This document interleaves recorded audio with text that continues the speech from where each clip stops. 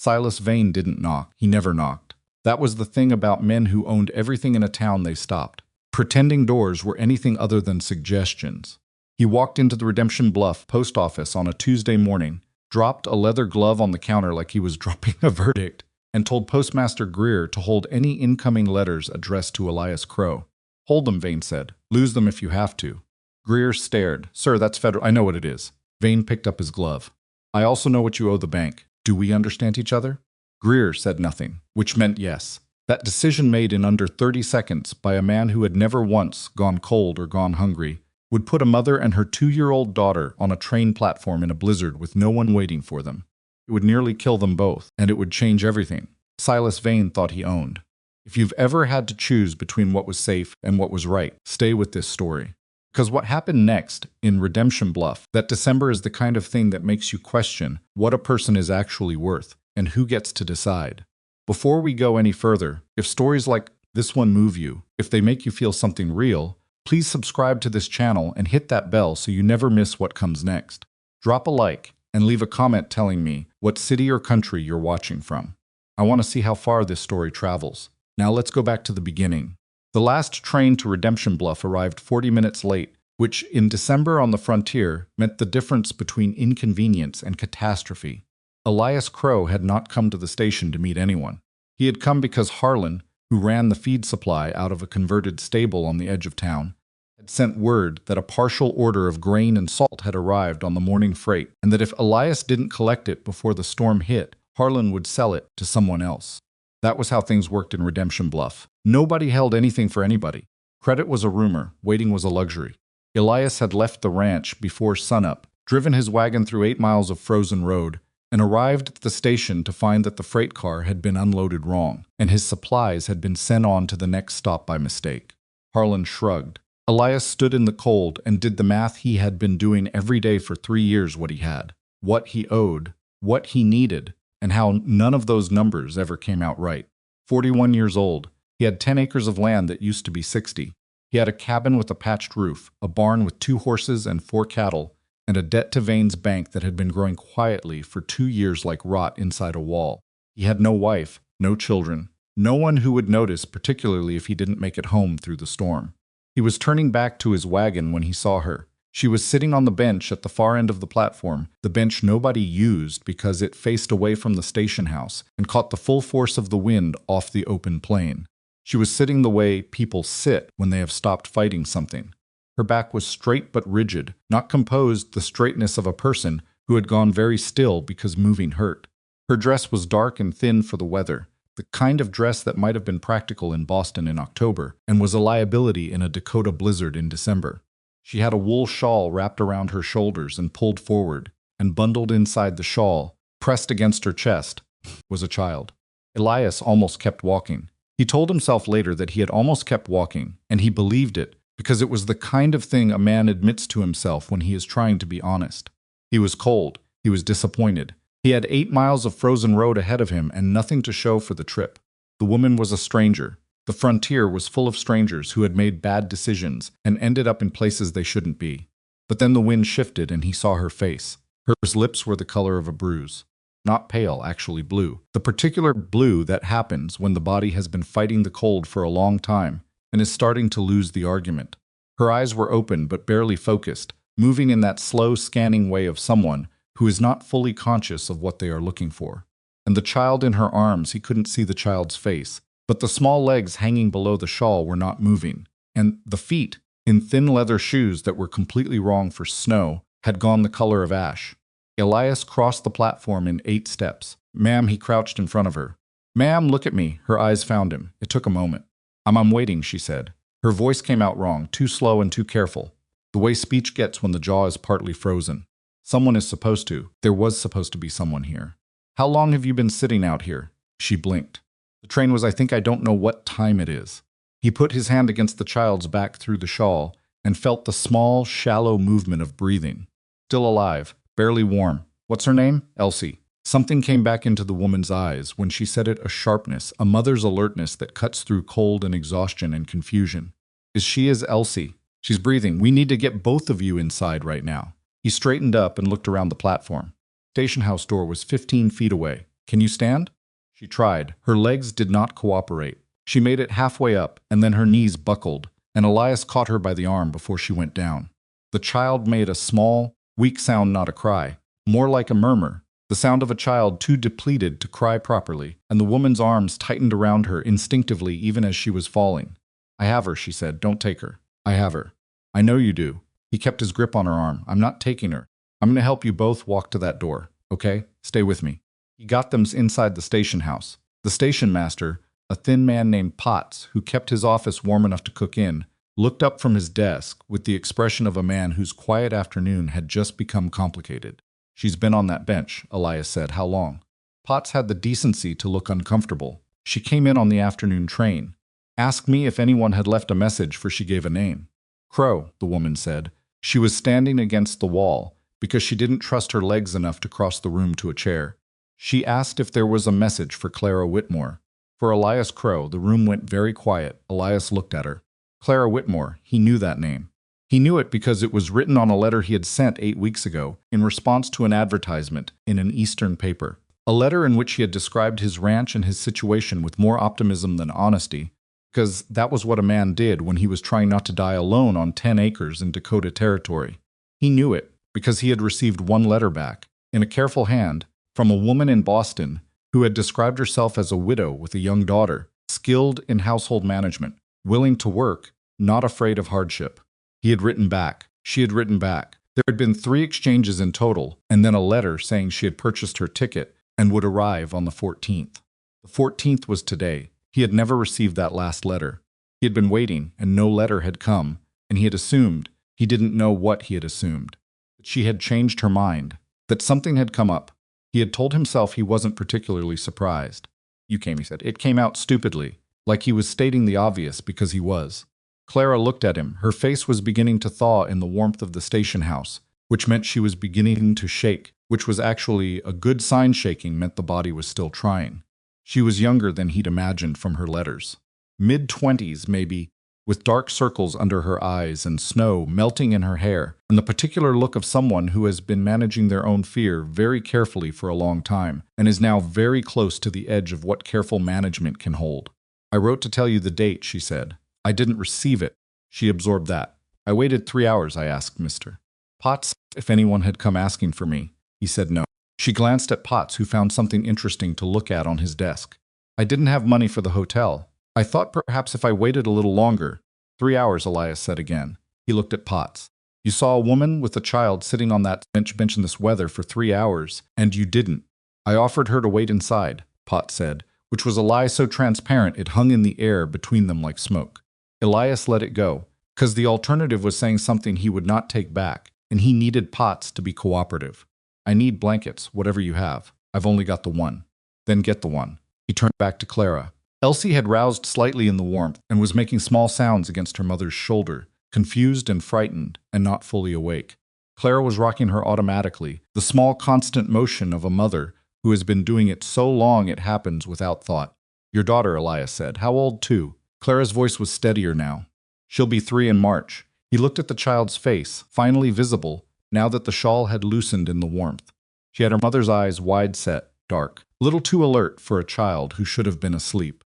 She looked at Elias with the frank, unfiltered assessment that 2-year-olds perform on strangers, apparently decided he was not immediately threatening, and turned her face back into her mother's neck. Mama, Elsie said. I know, baby, I know. Potts brought the blanket, a thin gray thing that had seen better decades, and Clara wrapped it around Elsie without hesitation, leaving herself in just the wool shawl. Elias took off his coat. It was the only heavy coat he owned, a canvas duster lined with sheepskin that he had bought second-hand 3 winters ago and maintained with the kind of care you give things you cannot afford to replace. Put it around Clara's shoulders. She looked at him. You'll freeze. I'll be moving. He said it with more confidence than he felt. My wagon is outside. I need to decide something, and I need to decide it fast because the storm is getting worse, and we have 8 miles of road. She waited. Elias was not by nature a man who deliberated. He had learned, from years of ranching on a shrinking margin, that most decisions announced themselves if you were honest about what you were actually choosing between. The choice in front of him was not complicated. It was just frightening.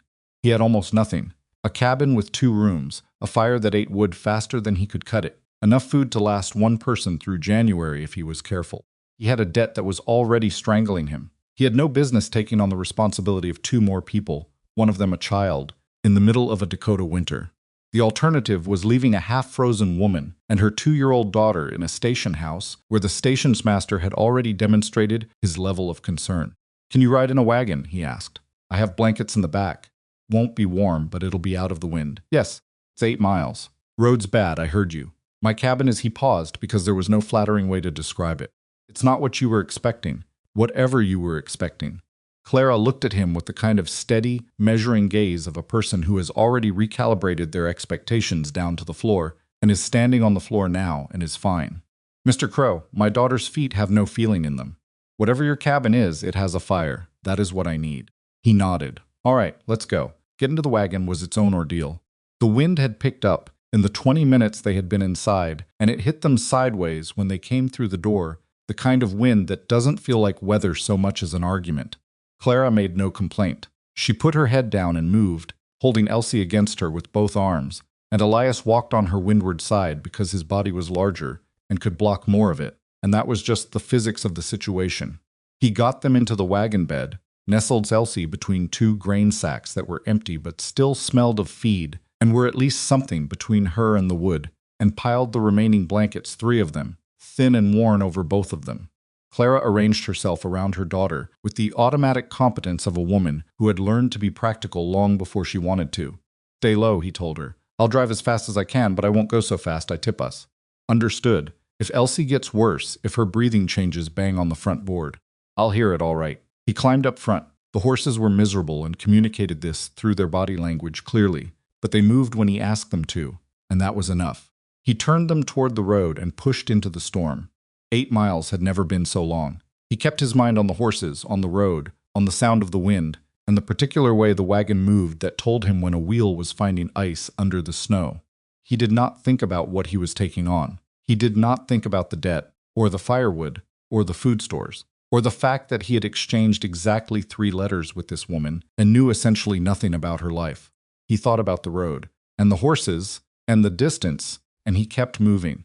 Behind him he could hear Clara murmuring to Elsie. Couldn't make out the words over the wind, but the rhythm of it was steady and low and constant, the sound of a mother keeping herself calm by keeping her daughter calm, which was its own kind of courage. They made it in just over an hour. The cabin appeared through the snow like something reluctant to be found, low and dark and unremarkable, with a thin thread of smoke coming from the chimney that told him the banked fire had held. Elias pulled the horses to the barn first, got them inside and out of the wind, because horses in a Dakota winter were not optional, and he would see to them before anything else. It took 10 minutes. Clara sat in the wagon bed without complaint, which told him more about her character than the letters had. Then he went back and helped them inside. The cabin was 1 main room and a back room barely large enough for a cot. The main room had the fireplace, a table, 2 chairs, a shelf of supplies, and the particular smell of a place where a single person has been living alone, long enough that the smell has become invisible to them. Elias was aware of it suddenly, the smell of isolation, of meals eaten alone, of no one to tell you when something needed cleaning. He built the fire up. He put water on to heat. He found a cot mattress in the back room and dragged it to the floor near the hearth, and Clara settled Elsie onto it without being asked, tucking blankets around the child's small body, with hands that were shaking now from cold and from the release of the tension that had been holding her together on the platform and in the wagon. Elsie was breathing. Her color was wrong, too pale, with white patches on her cheeks that made Elias's stomach tighten when he saw them, but she was breathing. "The white patches," Clara said, following his gaze. "Frost nip, not full frostbite. I've been watching it." She said it like a woman who had learned the difference somewhere along the way and wished she hadn't needed to. "She needs warmth and rest. If it were worse." She stopped. Swallowed. "It's not worse." Elias brought a chair from the table and set it beside the mattress so Clara could sit close to Elsie without kneeling on the floor. She sat. She put one hand on the child's back and kept it there. He made tea. It was not good tea. It was the last of a tin he had been stretching for weeks, brewed weak and slightly bitter, but it was hot, and he brought it to her, and she took it with both hands and drank it without saying it was bad, which it was. "Thank you," she said. She looked at the fire. "I should tell you, I should explain." "You don't have to explain anything tonight. I came with the child who isn't yours." Her voice was level, but it was the level of someone working to keep it there. I should have been clearer in my letters. I described Elsie as my daughter, and I described myself as a widow, but I didn't. I was afraid if I was more specific about the circumstances you would." She stopped again. "You would have every right not to have wanted us here." Elias sat down in the other chair across the fire. He was cold in ways that went past temperature. The kind of cold that 8 miles in a Dakota blizzard produces, that had gotten into his joints and the back of his neck and was going to make itself known tomorrow.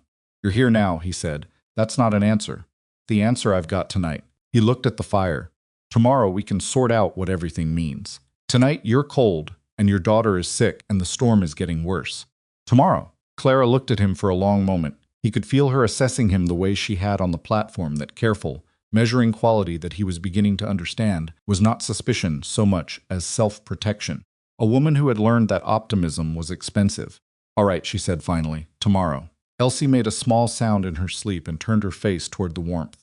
Clara's hand moved automatically to smooth the child's hair, and she stayed there, bent slightly forward, watching her daughter breathe. Elias kept the fire going. Outside, the blizzard announced itself in full, the kind of storm that the frontier occasionally produces to remind people that their presence here is conditional, that the land has its own opinions about who belongs. The wind found every gap in the cabin's boards and made itself known. The temperature outside dropped in the way it does in Dakota, in December, quickly and without apology. Inside, the fire held. He didn't sleep. Not really. He dozed in the chair with his boots on and came awake every hour or so to put wood on the fire and check that the draft was moving right. Once, close to midnight, he heard Clara start to fall asleep sitting up and jerk herself awake, the involuntary flinch of someone who was afraid to stop watching. "Sleep," he said. "I'll watch the fire." "I can't. You're not going to help her by exhausting yourself." He kept his voice quiet. "I'll watch. I'll wake you if anything changes." She looked at him. In the firelight, with the cold and the fear and the 3-hour wait on the platform stripped away, she looked very young and very tired, and about 10 years older than young, at the same time the particular contradiction of someone who has been managing too much alone for too long. "Why are you doing this?" she asked. It wasn't accusatory. It was genuine. Elias thought about it honestly. "I don't know that I had a choice I could live with." That wasn't quite right either, and he knew it. He had a choice. He could have kept walking at the platform. He could have told himself it wasn't his problem. Plenty of men would have. The frontier produced men like that, in quantity men who had learned to cut losses, to calculate survival, to keep their circle small because small was all they could protect. He hadn't kept walking, and he couldn't fully explain why, except that the child's feet had been the color of ash, and Clara's lips had been blue in some things. When you see them, just don't give you room to look away. Clara nodded slowly. She arranged herself on the floor beside Elsie's mattress, lying on her side so she could keep her hand on her daughter's back, and closed her eyes. Within minutes, she was asleep. Elias sat with the fire and listened to the storm. He thought about the letter that had never arrived, about the postmaster, about how a woman and her child had sat on a platform bench for 3 hours because a letter had not reached the man who was supposed to meet her. The frontier had its own logic about these things. Things got lost. Trains ran late. Weather intervened. He had accepted that logic for years because it was the logic of the place he lived. But a letter didn't lose itself. He turned that thought over in his mind and set it aside. There was nothing to do with it tonight. Tomorrow, Clara had said, he would hold her to it. What he did not know, sitting in that chair in a cabin that now held 3 people for the first time in years, was that the lost letter was only the beginning. That Silas Vane, in his office above the bank with his maps and his calculations, had already marked Elias Crowe's 10 acres on a diagram that showed where the new railroad would run, and had already begun deciding what to do about it. That Clara Whitmore, sleeping on the floor of a stranger's cabin, with her hand on her daughter's back, was carrying a history more complicated than the 3 careful letters she had sent, and that history was going to matter. That the morning was going to require things from both of them they did not yet know they had. Elias put another piece of wood on the fire. The storm pushed at the walls of the cabin, found them solid enough, and kept going. Inside, a child breathed, a woman slept, a man sat watch. And in the bank at the center of Redemption Bluff, Silas Vane sat at his desk with a glass of bourbon and a map, and drew a line through 10 acres that he had already decided, in the way of men who have never been told no, belonged to him. The fever came on the 2nd day. Elias had been half expecting it. He had seen enough frontier winters to know that the body, after surviving something it shouldn't have survived, often chose that moment to fall apart, as if the crisis itself had been holding things together by sheer force of emergency. And once the emergency passed, everything that had been waiting got in line. Clara had spent 3 hours in a Dakota blizzard in clothing suited for a Boston autumn. Her body had its accounting to do. She woke before dawn with a shaking so violent it rattled the cot frame, and Elias, who had been dozing in the chair again, with his chin on his chest, came awake at the sound and crossed the room in 4 steps. Her skin was burning. She was looking at the ceiling with the glassy, slightly unfocused look of someone whose internal temperature had made the executive decision that cooperation was optional. "Elsie," she said immediately. "Not help me or I'm sick." "Elsie, she's fine." He had checked the child 20 minutes ago. Elsie was sleeping in the deep recovering way of small children who have a gift for unconsciousness that adults spend the rest of their lives envying. The white patches on her cheeks had faded overnight. Color was closer to normal. "She's right there." "She's warm." Clara turned her head toward the mattress on the floor and seemed to believe him, but only partially. Her hand moved toward the edge of the cot, reaching for something she couldn't reach from where she was lying. "I can bring her up here," Elias said. "She'll fall off. Then I'll put the cot on the floor." He looked at the cot, which was a simple wood frame with a rope bottom, and did exactly that, lifted it off its legs and set it flat, which lowered it 4 inches and solved nothing structurally but seemed to satisfy some concern Clara was having. She reached out and put her hand on Elsie's blanket, and the shaking in her arm didn't stop, but her face settled slightly. Elias made her drink water. She fought him on it in the vague, directionless way of someone too feverish to mount a real argument, insisting she wasn't thirsty, that she was fine, that he should sleep. He ignored all of it with the patience of a man who had spent years negotiating with animals considerably less cooperative than sick women, and eventually she drank. He had no medicine worth speaking of. He had willow bark, which he kept for headaches, and which he now brewed into a tea that smelled like the underside of a dock and tasted approximately as good. He had a small bottle of camphor that was nearly empty. He had clean water and a fire, and his own 2 hands, which were large and not particularly gentle, but knew how to wring out a cloth and lay it across a forehead without being asked twice. That was what the next 3 days were. He kept the fire burning, kept the water hot, he kept the cloths cool, and replaced them when they warmed, and did not sleep more than 2 hours at a stretch, because someone had to watch, and there was no one else. Elsie, to his considerable surprise, took to the situation with the pragmatic adaptability of very young children who have not yet learned that strangers are automatically suspect. She sat up on the second morning, looked around the cabin with the assessing gaze of someone taking inventory, pointed at Elias, and said, "Man." "That's right," he said. She appeared to file this under acceptable and asked for food, which he provided: a piece of cornbread from the batch he had made the night before, crumbled into warm milk, which was apparently exactly what she wanted, because she ate it with the focused, total commitment of a 2-year-old who has decided something is worth her full attention. He watched her eat and felt something shift slightly in the geography of the cabin. A small thing. She was just a child eating cornbread. The cabin had been silent for a long time, and she wasn't silent. She hummed intermittently while she ate, a tuneless sound that had no apparent relationship to any known melody. Talked to herself in the half-formed sentences of a child who was working out language in real time. And she looked at everything with the particular intensity of someone for whom the world is still genuinely new. He had forgotten what that looked like. Clara's fever broke on the 3rd night. Came out of it suddenly, the way fevers sometimes resolve not gradually, but all at once like a decision. Elias was sitting at the fire when he heard the cot creak behind him and turned to find her sitting up, looking at her own hands, which was what people sometimes did when they came back to themselves and needed to confirm the basic facts. "How long?" she asked. 3 days. She absorbed that. "Elsie. She's been up since yesterday morning. She's eaten every time I offered her something, which has been frequent because she seems to have opinions about what she wants, and I've been trying to learn them."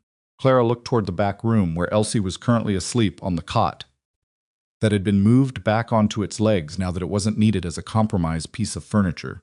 She exhaled a long, slow breath that carried 3 days of accumulated fear out with it. "You took care of her," Clara said. "She wasn't much trouble."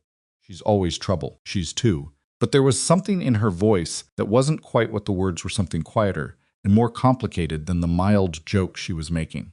"You should eat," he said. "There's broth on the fire." She ate. She didn't say much, and he didn't push it, and the silence between them was not uncomfortable, so much as full 2 people in a small space who were still learning the dimensions of each other, being careful about elbows. The next morning Clara got up, not got up if she was feeling up to it. She got up the way she apparently did things, which was to decide to do them and then do them. with the leftover objections noted and disregarded. She was unsteady on her feet, and she knew it, and accounted for it by keeping one hand on the wall until her legs agreed to be reliable. She assessed the cabin with fresh eyes, the eyes of someone who had been too sick to look properly and was now making up for lost time. Elias watched her inventory the space and knew what she was seeing. The cabin was functional and not much else. It was clean in the way a single man keeps things clean, which is to say the surfaces were clear, and the floor was swept, but there was no warmth to it, no arrangement that suggested anyone had thought about comfort as opposed to basic utility. The shelves held what was needed and nothing extra. The table was pushed against the wall because there was no point setting it in the center of the room when only one person ate at it. Fireplace did its job, and the drafts were managed, and that was the extent of the ambition of the place. "What do you need done?" Clara asked. He looked at her. "You should rest." "I've been resting for 3 days." She said it without irritation, but with the finality of someone closing a door on a topic. "What needs doing?" he told her. Not to test her, and not because he particularly needed the help. In that moment, he had managed the cabin alone for 3 years, and he knew how to manage it. He told her because she asked and she meant it, and he was beginning to understand that Clara Whitmore was the kind of person who found inactivity genuinely distressing, who felt uncertainty most acutely when she wasn't doing something with her hands. So she cooked. The meal she produced, from what was available in his stores, was better than anything he'd eaten in months, not because the ingredients were different, but because she had some instinct for proportion and heat that his own cooking completely lacked. He ate without commenting on this, because it would have required acknowledging that he had been eating badly for years through pure stubbornness. But he ate everything on the plate, and she noticed, and one corner of her mouth moved in a way that wasn't quite a smile, but was adjacent to one.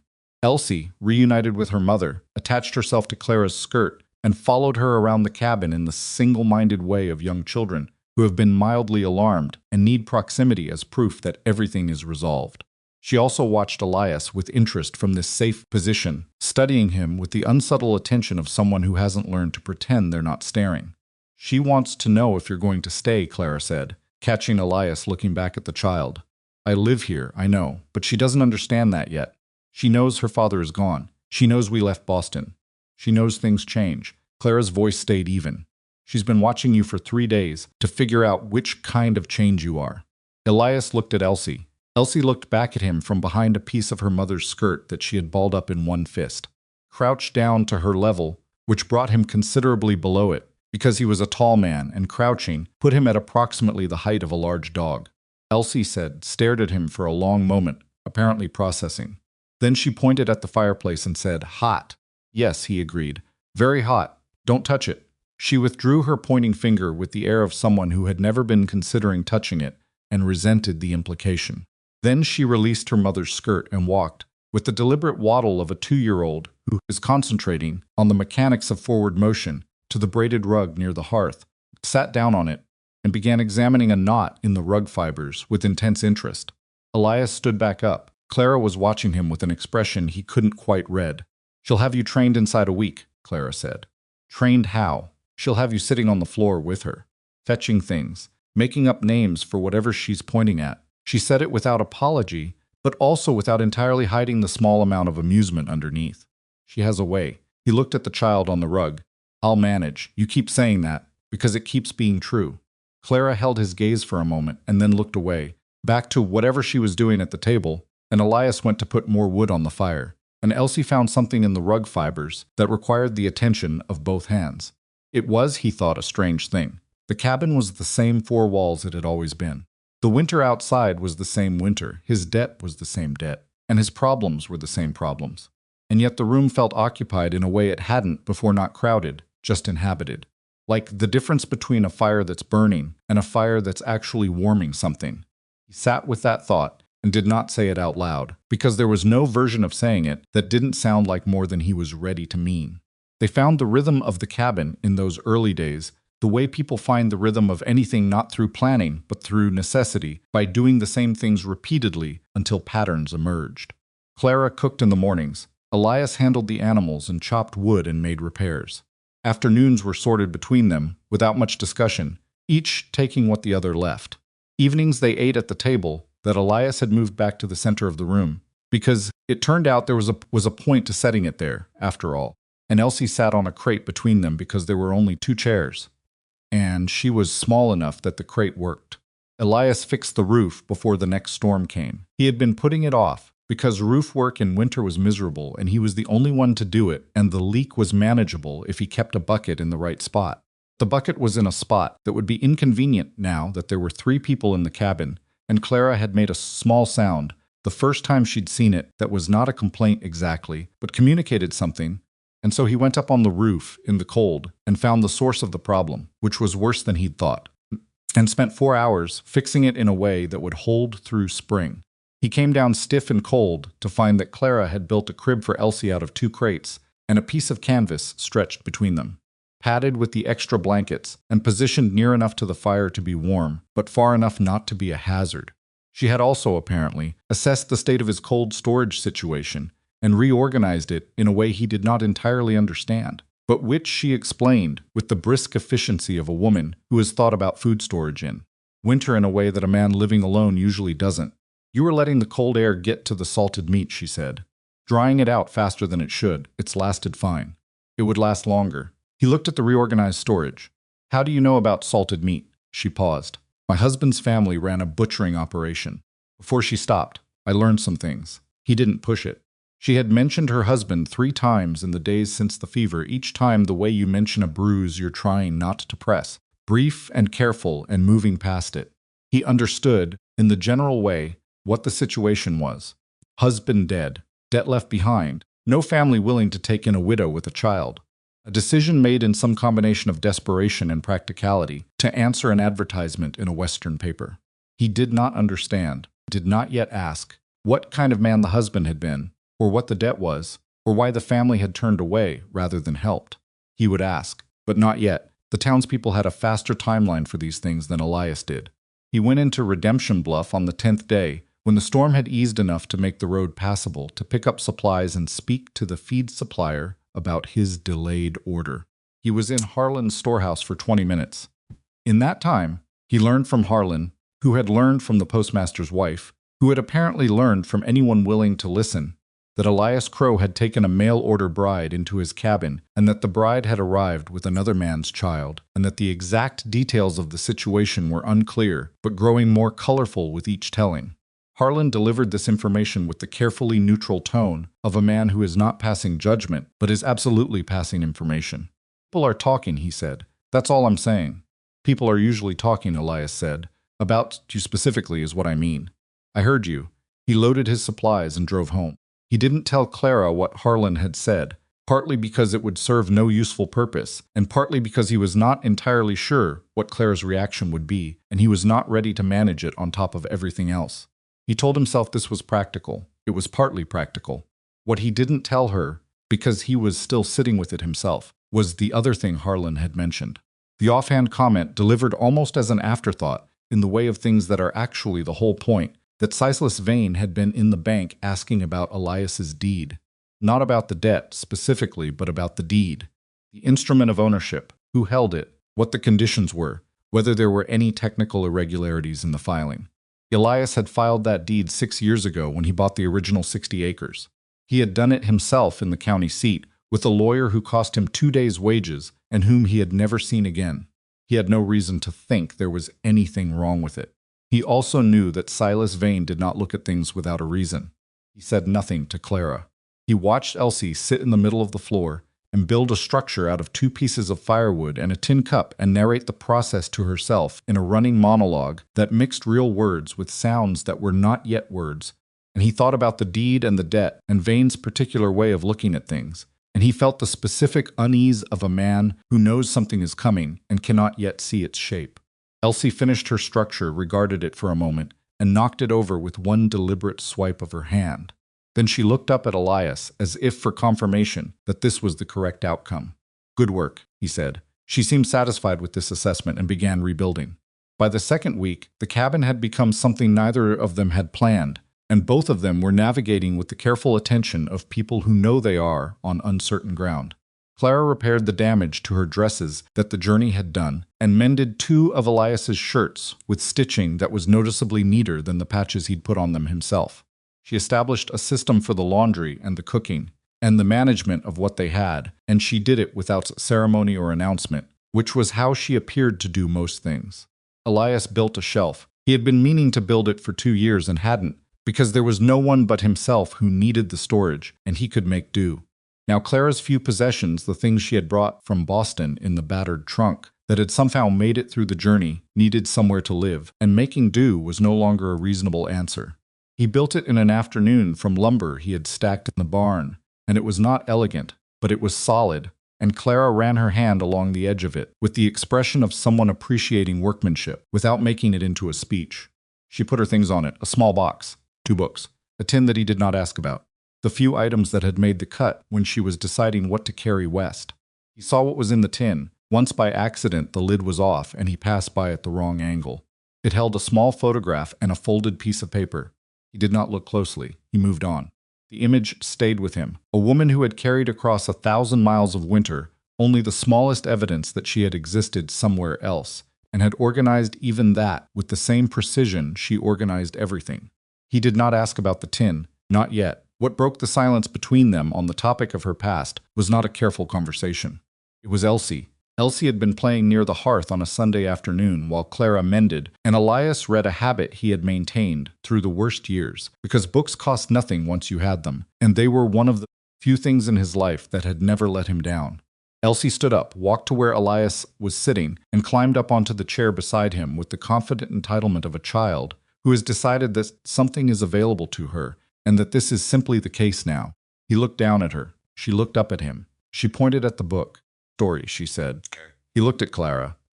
Clara looked back at him with an expression that was carefully not an expression, the particular blankness of a mother, waiting to see how a stranger will respond to her child. Elias looked at the book, which was a history of frontier land management, and contained no stories at all in any meaningful sense. Then he closed it and said, "What kind of story?" Elsie considered this question with great seriousness.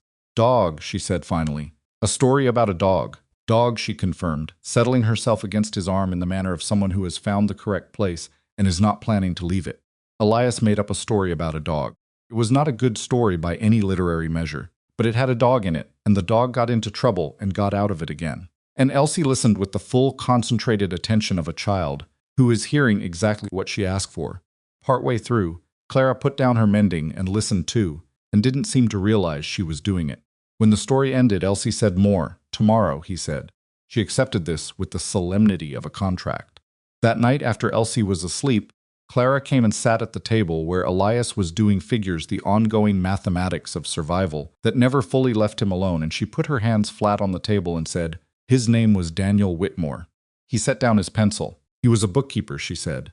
"He was not a bad man. He made mistakes. He borrowed money that he couldn't pay back, and he didn't tell me until after he was sick. And even then, he didn't tell me all of it." She was looking at her hands. He died in June. His creditors came in August. His family, his mother and brothers. They decided the debt was mine to manage. They took what they could from the house, and they told me I should find a way. A way, Elias said, to handle it, to go somewhere.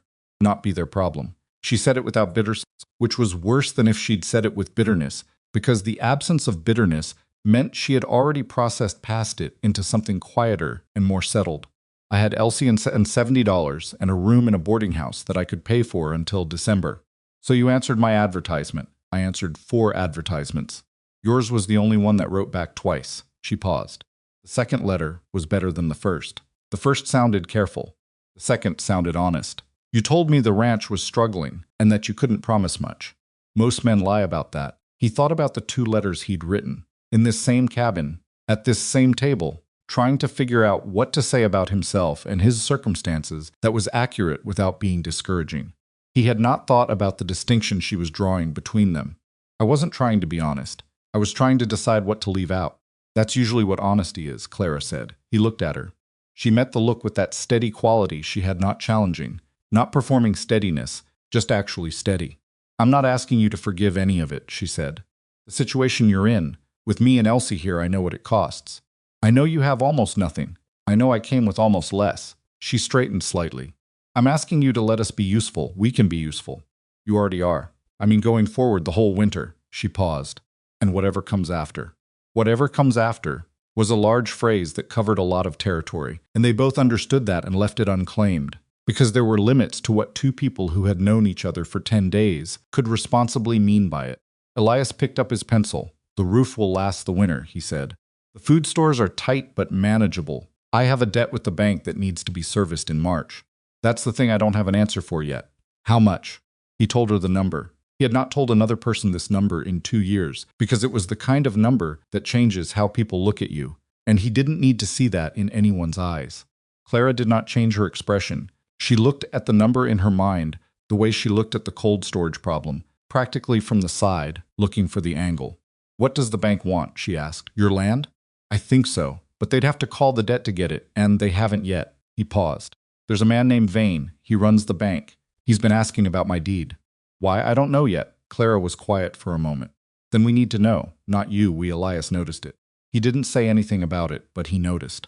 Outside, the wind had dropped, and the night was very still and very cold. The kind of cold that is almost a presence you become aware of it at the edges of warmth, the place where the fire's reach ends. The cabin held it off, as it always had, and Elsie slept behind them, without knowing about any of it, and the two adults sat at the table with the arithmetic of their situation between them, and began slowly, without naming it as such, to work on it together. That was the beginning. Not of the good things, those would take time, and several of them would only become visible in retrospect, as most good things do. The beginning of the working arrangement, that was actually a different kind of arrangement than either of them, was ready to call by its right name. The beginning of two people who had come to the same rough patch of land, from different directions and different disasters, and were carefully and without excessive optimism, starting to build something in the middle of a Dakota winter with whatever was at hand.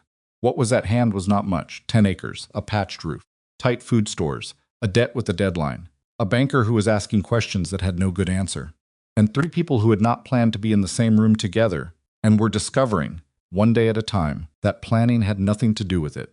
In the bank at the center of Redemption Bluff, Silas Vane was not a patient man, but he was a methodical one, and he had learned long ago that the difference between patience and method was that method got things done. He looked at the deed records. He had persuaded the county clerk to let him review, persuaded in the particular way that men with money persuade people who need money, which is the oldest persuasion there is. He looked at the survey lines. He looked at the railroad company's preliminary route map, which he had obtained at considerable expense from a contact in the territorial capital. Elias Crowe's 10 acres sat on the route like a stone in a road. Vane picked up his pen. He had been waiting for the right moment to apply pressure, and the right moment, he had decided, had arrived. Struggling rancher was manageable. A struggling rancher with a woman and a child, a woman with no family, no standing, no legal claim to the property she was living on, was considerably more manageable. He began to write. Vane's letter arrived on a Tuesday. Elias recognized the envelope before he opened it, the bank's seal pressed into the wax, the particular weight of paper that costs more than paper needs to cost, kind of correspondence that announces itself as serious before you've read a word of it. He had ridden into town for supplies and collected it from Potts at the station, who handed it over with the expression of a man who knows what's inside and is glad it isn't addressed to him. Elias did not open it until he was back on the road, a mile from town, where there was no one to watch his face. He read it twice. Then he folded it, put it in his coat pocket, and drove the rest of the way home without stopping. Clara was at the table when he came in, working through a pile of mending that had accumulated over the past 2 weeks, his things and Elsie's things and a few items belonging to herself that had suffered in the journey west and were being systematically addressed. She looked up when he came through the door and read something in his posture before he'd taken his coat off, because she had that quality, the alertness of someone who had learned to notice things before they were announced. "What happened?" she asked. He put the letter on the table in front of her. She read it. He watched her face while she read, not because he was trying to. It was simply that her face was what was in front of him, and he was too tired from the ride and from the particular exhaustion of dread to look somewhere else. She read it through once quickly, and then again slowly, which was also how he'd read it. And when she set it down, her expression was composed in the careful way of someone who has decided composure is the appropriate response and is implementing it consciously. 7 days, she said. That's what it says. The letter was not imprecise. Vane had written it himself. Elias could tell from the handwriting, which was the handwriting of a man who had learned penmanship as a demonstration of authority, and used it that way. And it said, in the civilized language of legal threat, the bank had reviewed Elias Crowe's outstanding debt and had determined that the terms of the original loan agreement had been materially altered by the change in household circumstances.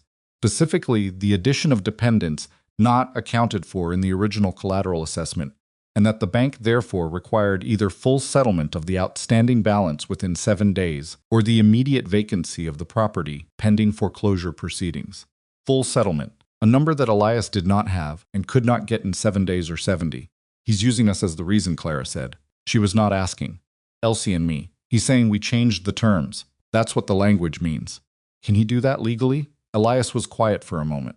I don't know. Probably not, on the face of it. But legality and what a man with a bank can actually do to you aren't always the same thing. He sat down across from her. Even if I fight it, fighting it costs money. Time. He knows I don't have either. Clara looked at the letter again. Something moved in her expression, not fear exactly. More like recognition. The look of someone who has encountered a specific kind of bad faith before and is finding it familiar. He wants the land, she said. He wants the railroad route. My land is in the way. She absorbed this. When did you find out about the railroad? I suspected it. Harlan mentioned Vane had been asking about my deed a few weeks ago. I looked at the county maps when I was in town last week. He paused. The preliminary route runs through the middle of my south pasture. You didn't tell me. I didn't know enough to tell you anything useful. It was true, but it was also the kind of true that has other things underneath it. And Clara understood that from the way her eyes held on his for a moment before she moved on. She was getting to know the shape of how he communicated, what he said directly, and what he left adjacent to the saying available if you were paying attention.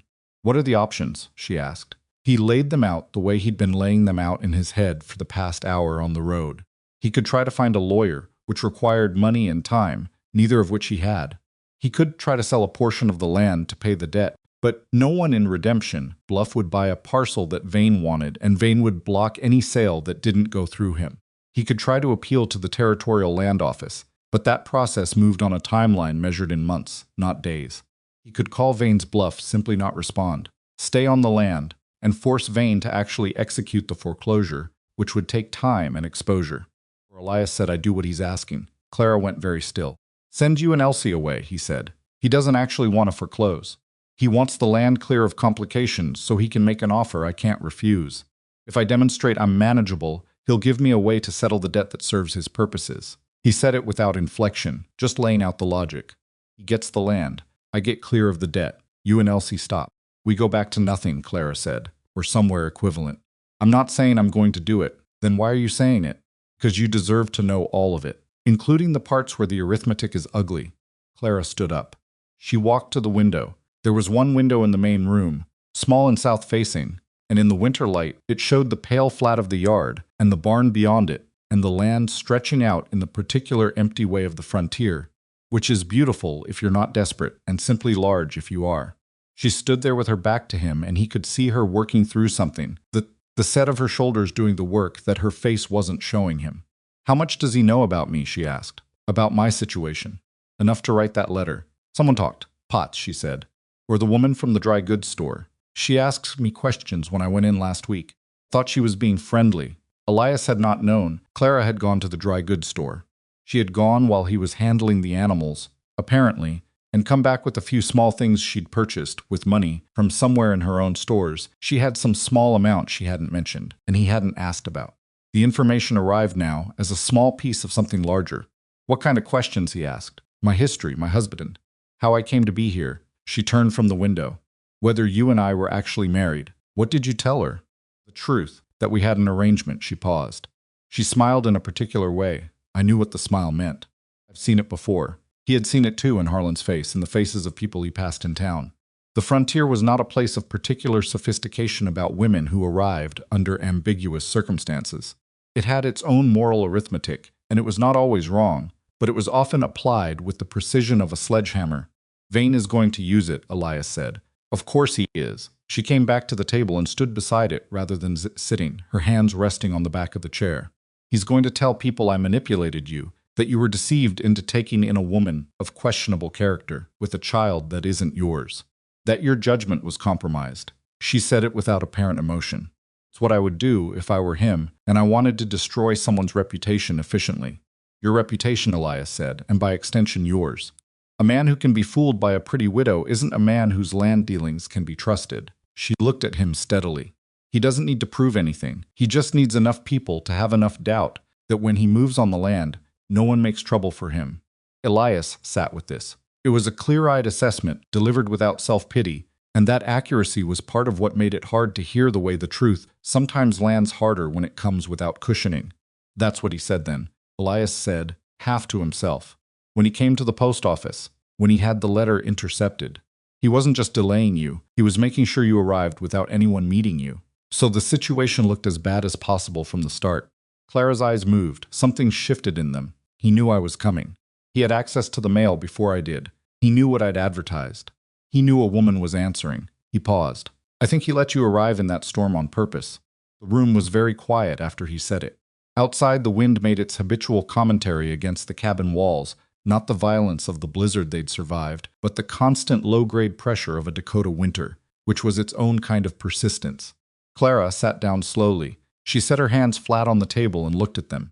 He let us nearly freeze, she said. I think he hoped it would solve the problem cleanly. A woman who arrived and didn't survive the first night, or who was ill enough that she'd turn around and go back, that's a much simpler situation than whatever this is. Whatever this is. He used his own phrasing from weeks ago, and heard it differently now, in this new light. They were not an arrangement any more than a house was just a pile of lumber. They had become something that Vane had not counted on, something that had its own weight and its own roots, shallow as they were, that did not pull up easily. We need to know who else he's talked to, Clara said. Her voice had shifted, not harder, exactly, but more purposeful, like a tool picked up and examined and found to be the right one. And who he hasn't. Why? Because people who haven't heard his version yet are still capable of forming their own opinion. She looked up. Who in this town knew you before all of this? Who has reason to think well of you? Elias thought about it honestly. 3 years of shrinking financially, socially had narrowed his circle in ways he hadn't fully acknowledged. He had neighbors who were cordial and not much more. He had Harlan, who was fair but transactional. He had Dr. Everett Hale, who had treated his horses twice and his own arm once, and who was one of the oldest men in the valley, and one of the few people Vane could not directly intimidate through financial leverage.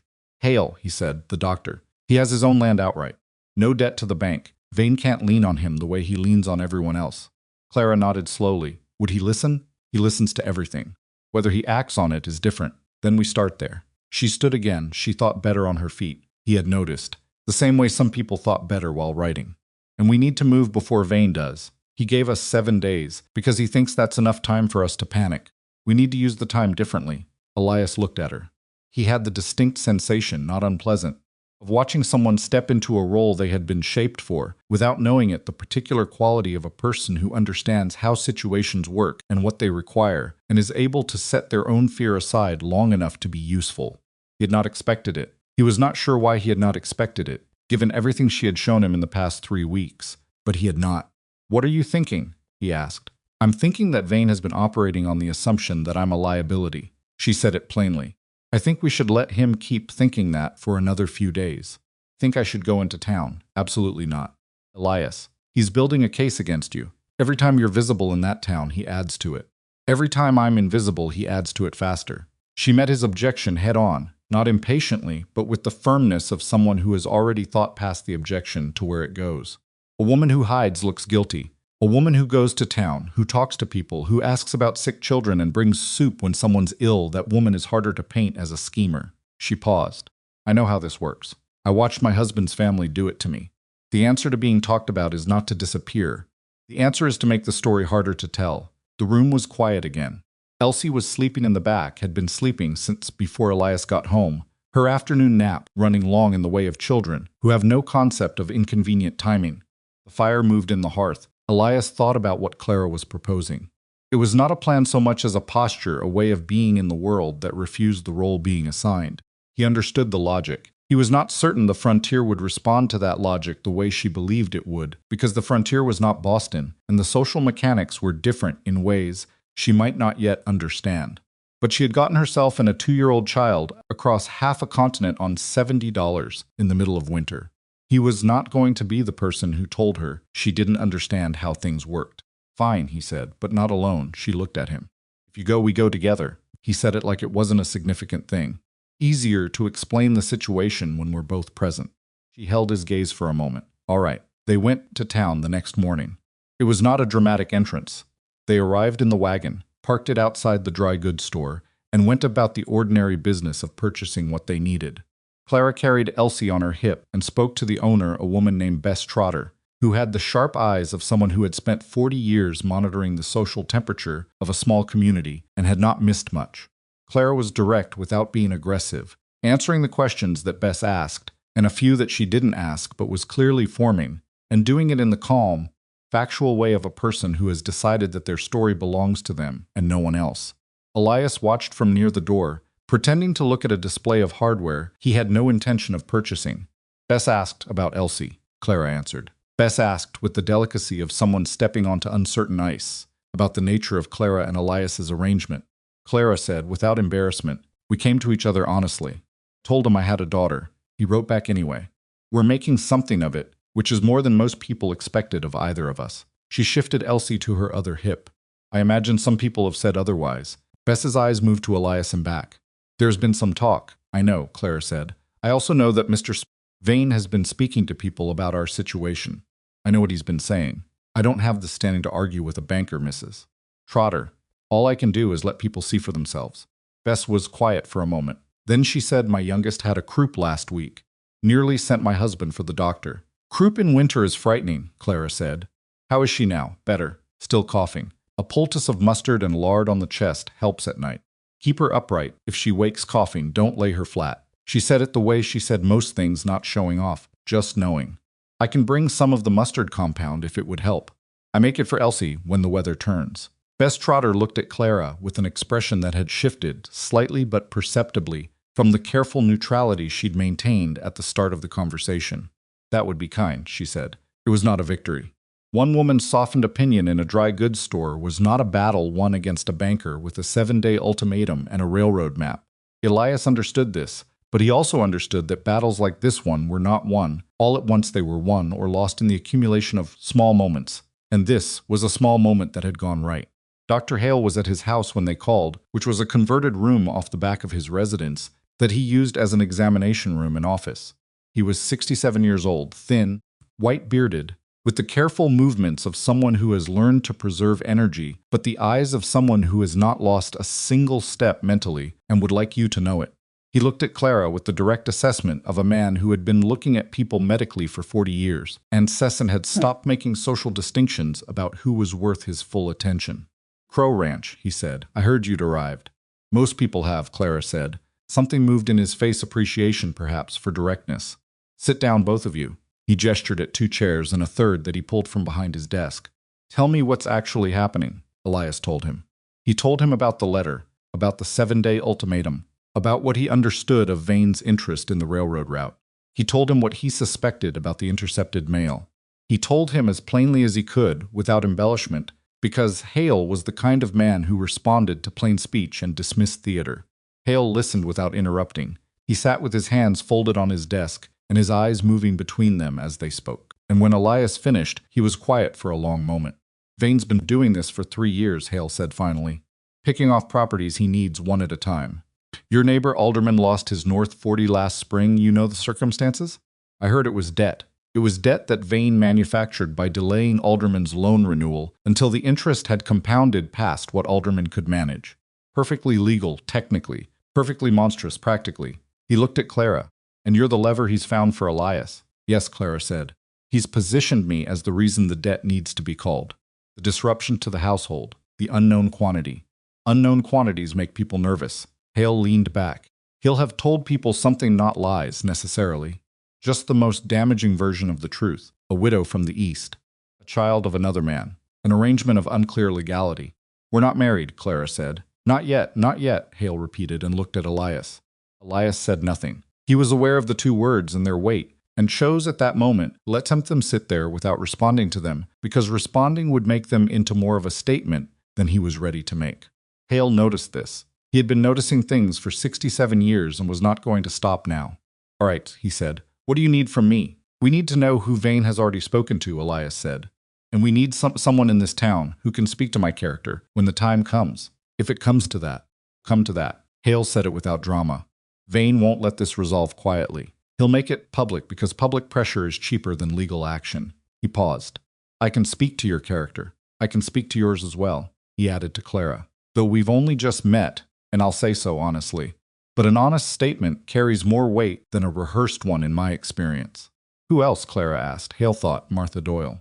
She runs the lending library in the women's circle and half the informal communication in this valley. Vane stays clear of her because she's old enough and established enough that leaning on her would cost him more than it gains. He looked at Clara. She'll want to meet you herself. She won't take my word for it. When? Soon as you can manage. He stood, which was his way of ending a meeting. Elias, don't answer the letter. Don't give him the satisfaction of a response that shows you're frightened. What do I give him instead?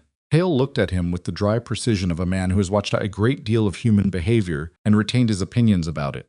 Time, you have 7 days. Use all 7. They drove home in the mid-afternoon, the light already going thin and gold the way it did in winter, and Elsie fell asleep between them on the wagon seat, which was not a comfortable position for anyone involved, but which she maintained with the commitment of someone who has found a suitable spot and will not be relocated. Clara sat with her hands in her lap and her eyes on the road, and Elias drove, and for a while neither of them spoke. You said not yet, Clara said finally. He kept his eyes on the road. I know what I said. I'm not asking you to mean it as a proposal. She said it carefully. I'm asking if you said it because it was the practical answer in that moment, or because you meant it as something more than that. Elias thought about how to answer. He thought about it longer than was comfortable, not because he didn't know, but because he was trying to find language for something that had been living without language in him for some time now. The frontier was not a place that rewarded articulation of feeling. You survived, you worked. If things went well, you were less alone. The language for the space between surviving together and meaning something to each other, that language was not one he had practiced. I meant it, he said, as something more than practical. Clara was quiet. But I know what you came out here for, he said, and I know what you've been managing. And I don't want you to feel like the situation is asking you to decide something before you're ready to. That's a very careful way of saying something. I'm a careful person. I know. She shifted Elsie slightly, adjusting the child's weight. I think I'm going to meet Martha Doyle, she said, which was not a response to what he'd said, and was also completely a response to what he'd said. All right, he said. Elsie made a sound in her sleep that was not quite a word and not quite not. Martha Doyle's house was the most organized place Elias had ever been inside, which was saying something because Elias was organized in the way that people who have very few things are organized by necessity. But Martha's organization was different. It was the organization of a woman who had inhabited a space for decades and had refined it through continuous small corrections into an expression of exactly who she was. Bookshelves that held books that had been read, chairs that were positioned for conversation, not decoration. A fire that was tended to a specific temperature, not just kept alive. Martha herself was somewhere in her mid-70s, small and compact, with white hair pulled back, and eyes that had the quality of seeing more than they appeared to be looking at. She received them 3 days after Hale's visit, which was 2 days before Vane's deadline, which was a timeline that had been sitting on Elias's chest like a stone. She looked at Clara for a long moment when they came in. Not rudely, just fully, the way you look at something you intend to understand. You're the one Vane's been talking about, she said. Yes, ma'am, Clara said. What's he been saying? That I deceived Elias, that I'm a woman of uncertain character using a child to gain sympathy and access to property I have no right to. Martha nodded slowly. That's essentially what I heard. How much of it is true? None of the characterization. Some of the facts. Clara sat down without being asked, which was either rudeness or confidence, and Martha's expression suggested she was noting which. I'm a widow. I came west by advertisement. I have a daughter who isn't Elias's. I'm not legally his wife. All of that is accurate. She paused. The part about deception is not Elias. Martha looked at him. Do you feel deceived? No. Did you know about the child before she arrived? I knew she had a daughter. I knew her husband had died. And the debt? Hers and yours? My debt is mine and has nothing to do with her arrival. He said it flatly. He's using her as the reason to call the debt, because the real reason is the railroad. Martha looked at him for a moment, then at Clara, then at Elsie, who was sitting on the floor examining a small carved wooden horse that Martha had placed there, without explanation, when they arrived, which suggested she had been expecting a child and had prepared for one. The Alderman property, Martha said. Yes, Elias said. The Brecker property the spring before that, and the Hollis family in '88. She said the names like she'd been saying them in her head for a while. I've been watching him do this. The difference is that those men were alone when he came for them. She looked at Clara again. You're not alone. Clara held her gaze. Not anymore. No. Martha folded her hands in her lap. He thinks you're the weakness. He usually picks the thing a man cares most about and applies pressure there. She paused. Question is whether he's miscalculated, has he? Elias asked. Martha considered. I've been in this valley for 31 years. I've watched people come and go. I've watched men like Vane operate, and there have always been men like Vane, and I've watched communities either let it happen or not. She looked at the fire. What he's never understood is that the frontier runs as on reputation and reciprocity. You help when help is needed and people remember. You don't, and they remember that too. She turned back to Clara. Have you been helping? Where I could, Clara said. Trotter's daughter with the croup. The alderman woman, when her husband's horse threw him, and he was laid up, I brought food twice. Martha's eyebrows moved slightly. You went to the alderman place? She looked tired when I saw her at the store. She had 3 children and a husband who couldn't work. Clara said it without drama. It wasn't a calculated thing. She just looked tired. Martha was quiet for a moment. Something had shifted in her expression, not surprise exactly. More like a hypothesis being confirmed. All right, she said. Here is what we're going to do. What Martha proposed was not complicated in concept and was very complicated in execution. She would call together the women's circle, which was not a sewing club, as Vane dismissively believed, but a network of the wives and mothers who managed the actual daily operations of most of the households and ranches in the valley, and who communicated with each other with a speed and accuracy that would have impressed a telegraph operator. She would tell them what Vane was doing. She would let them see Clara. Not perform, Martha said, looking at Clara directly. Not put on a face or make a speech, just be who you are in a room full of people who are making up their minds. I'm not a performer, Clara said. I know, that's why I'm suggesting it. Elias drove home that evening with the particular feeling of a man who has set something in motion and is not fully certain what it will produce. Clara sat beside him in the gathering dark, Elsie asleep again between them, and the road was clear and cold and very quiet. She's something, Clara said. She's been this valley's conscience for 30 years, Elias said. Vane avoids her because he can't buy her, and he can't frighten her, and he's smart enough to know that attacking her directly would cost him more than whatever he gained. She reminded me of my mother, Clara said. Then after a pause, my mother died when I was 12. She had that quality of looking at you and deciding whether you were worth her time. Did she decide? She did, Clara said. He didn't ask which way. He didn't need to. On the 6th day, the day before the deadline, Vane made his move in the open.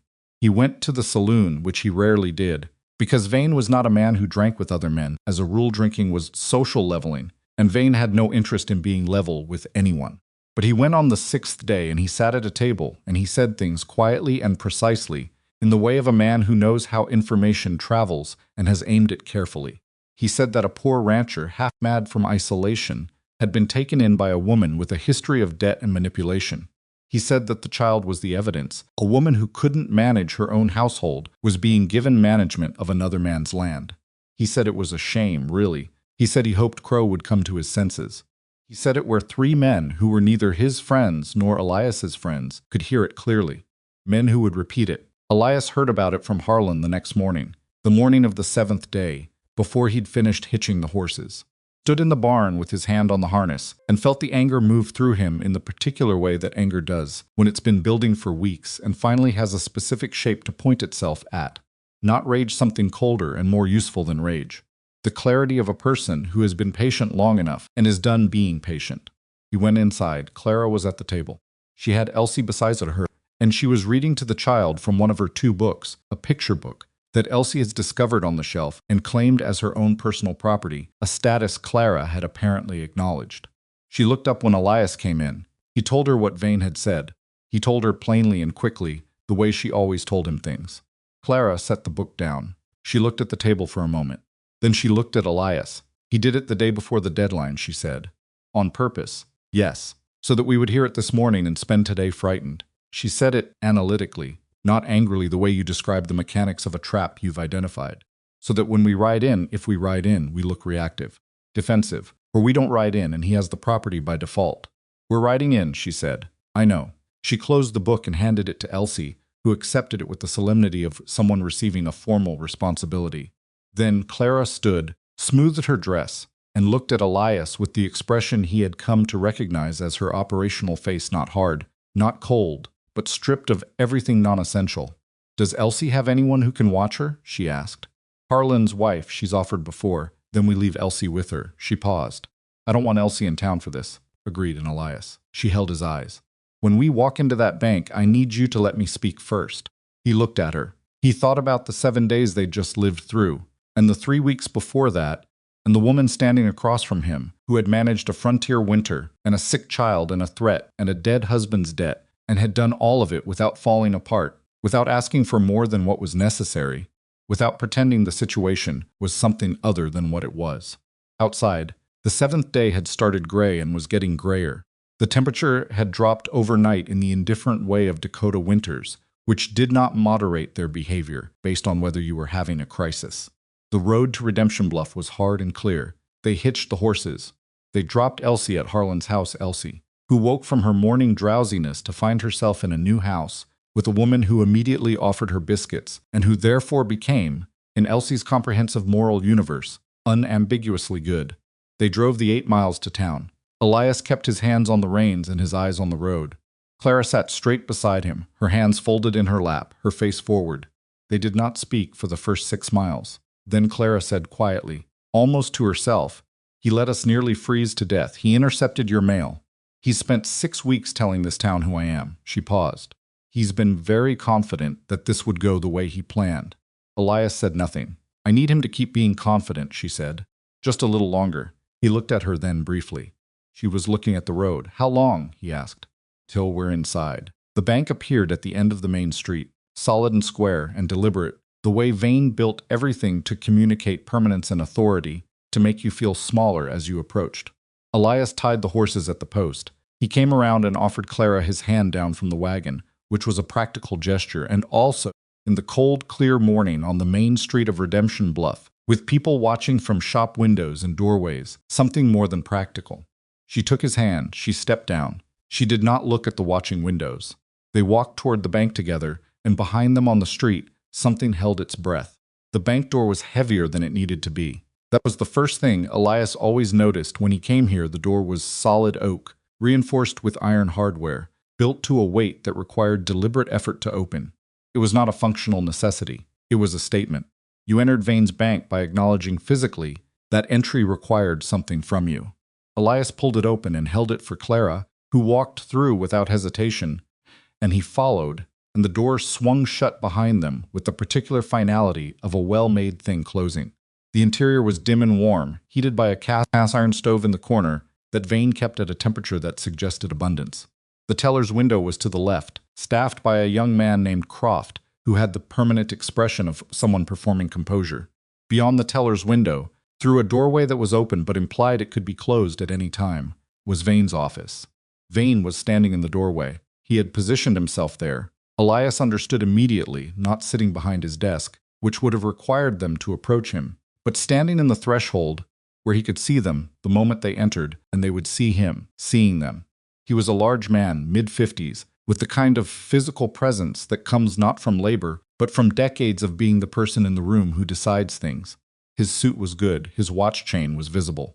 He looked at them both with an expression of polite attention that had been calibrated to communicate, very precisely, that their arrival was expected and unsurprising, and that he had already decided how this conversation would end. "Mr. Crowe," he said. His eyes moved to Clara and Mrs. Whitmore. "Is it?" "It is," Clara said. He gestured toward the chairs arranged in front of his desk, the way you gesture toward chairs you own, in a room you own. "Come in." They came in. Clara sat. Elias remained standing, which was not something he had planned. It was simply what his body decided to do. Some calculation made below conscious thought that said standing was the correct response to this room and this man.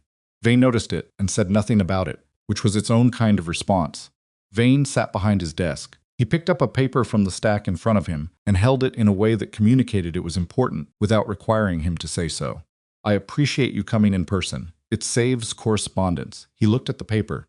"You received my letter 7 days ago," Elias said. Pause. "I want you to know that this isn't personal, Elias. I've known you for what is it now? 6 years? I have a great deal of respect for what you've tried to build out on that land. It's been a difficult few years for everyone." Elias said nothing. He had learned, in 3 years of difficult conversations with difficult men, that saying nothing was sometimes the most accurate response to a lie told with a sympathetic face.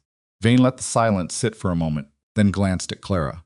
"I imagine you've been told something about my concerns, about the nature of the situation." "I've been told," the letter said. "I changed the terms of a loan," Clara said. She said it without agitation, without apology, with the mild clarity of someone double-checking a fact. I'd like to understand how. Vane regarded her. He had the particular look of a man reassessing something he had already classified, a quick recalibration nearly invisible. Collateral assessment for Mr. Crowe's loan was based on a single-occupant household. The addition of dependents changes the financial exposure of the property. In what way specifically? Additional maintenance costs, additional consumption of resources, the potential for complications that a single man managing his own affairs wouldn't face. Clara folded her hands in her lap. So the bank's position is that a woman who cooks, sews, manages a household, helps with ranch operations, and costs Mr. Crowe no salary represents a financial risk to the property. Vane's expression did not change exactly, but something behind it did. Concern is more broadly about the railroad, Clara said. The room went very quiet. Even Croft, audible through the open doorway moving papers at the teller's window, stopped moving.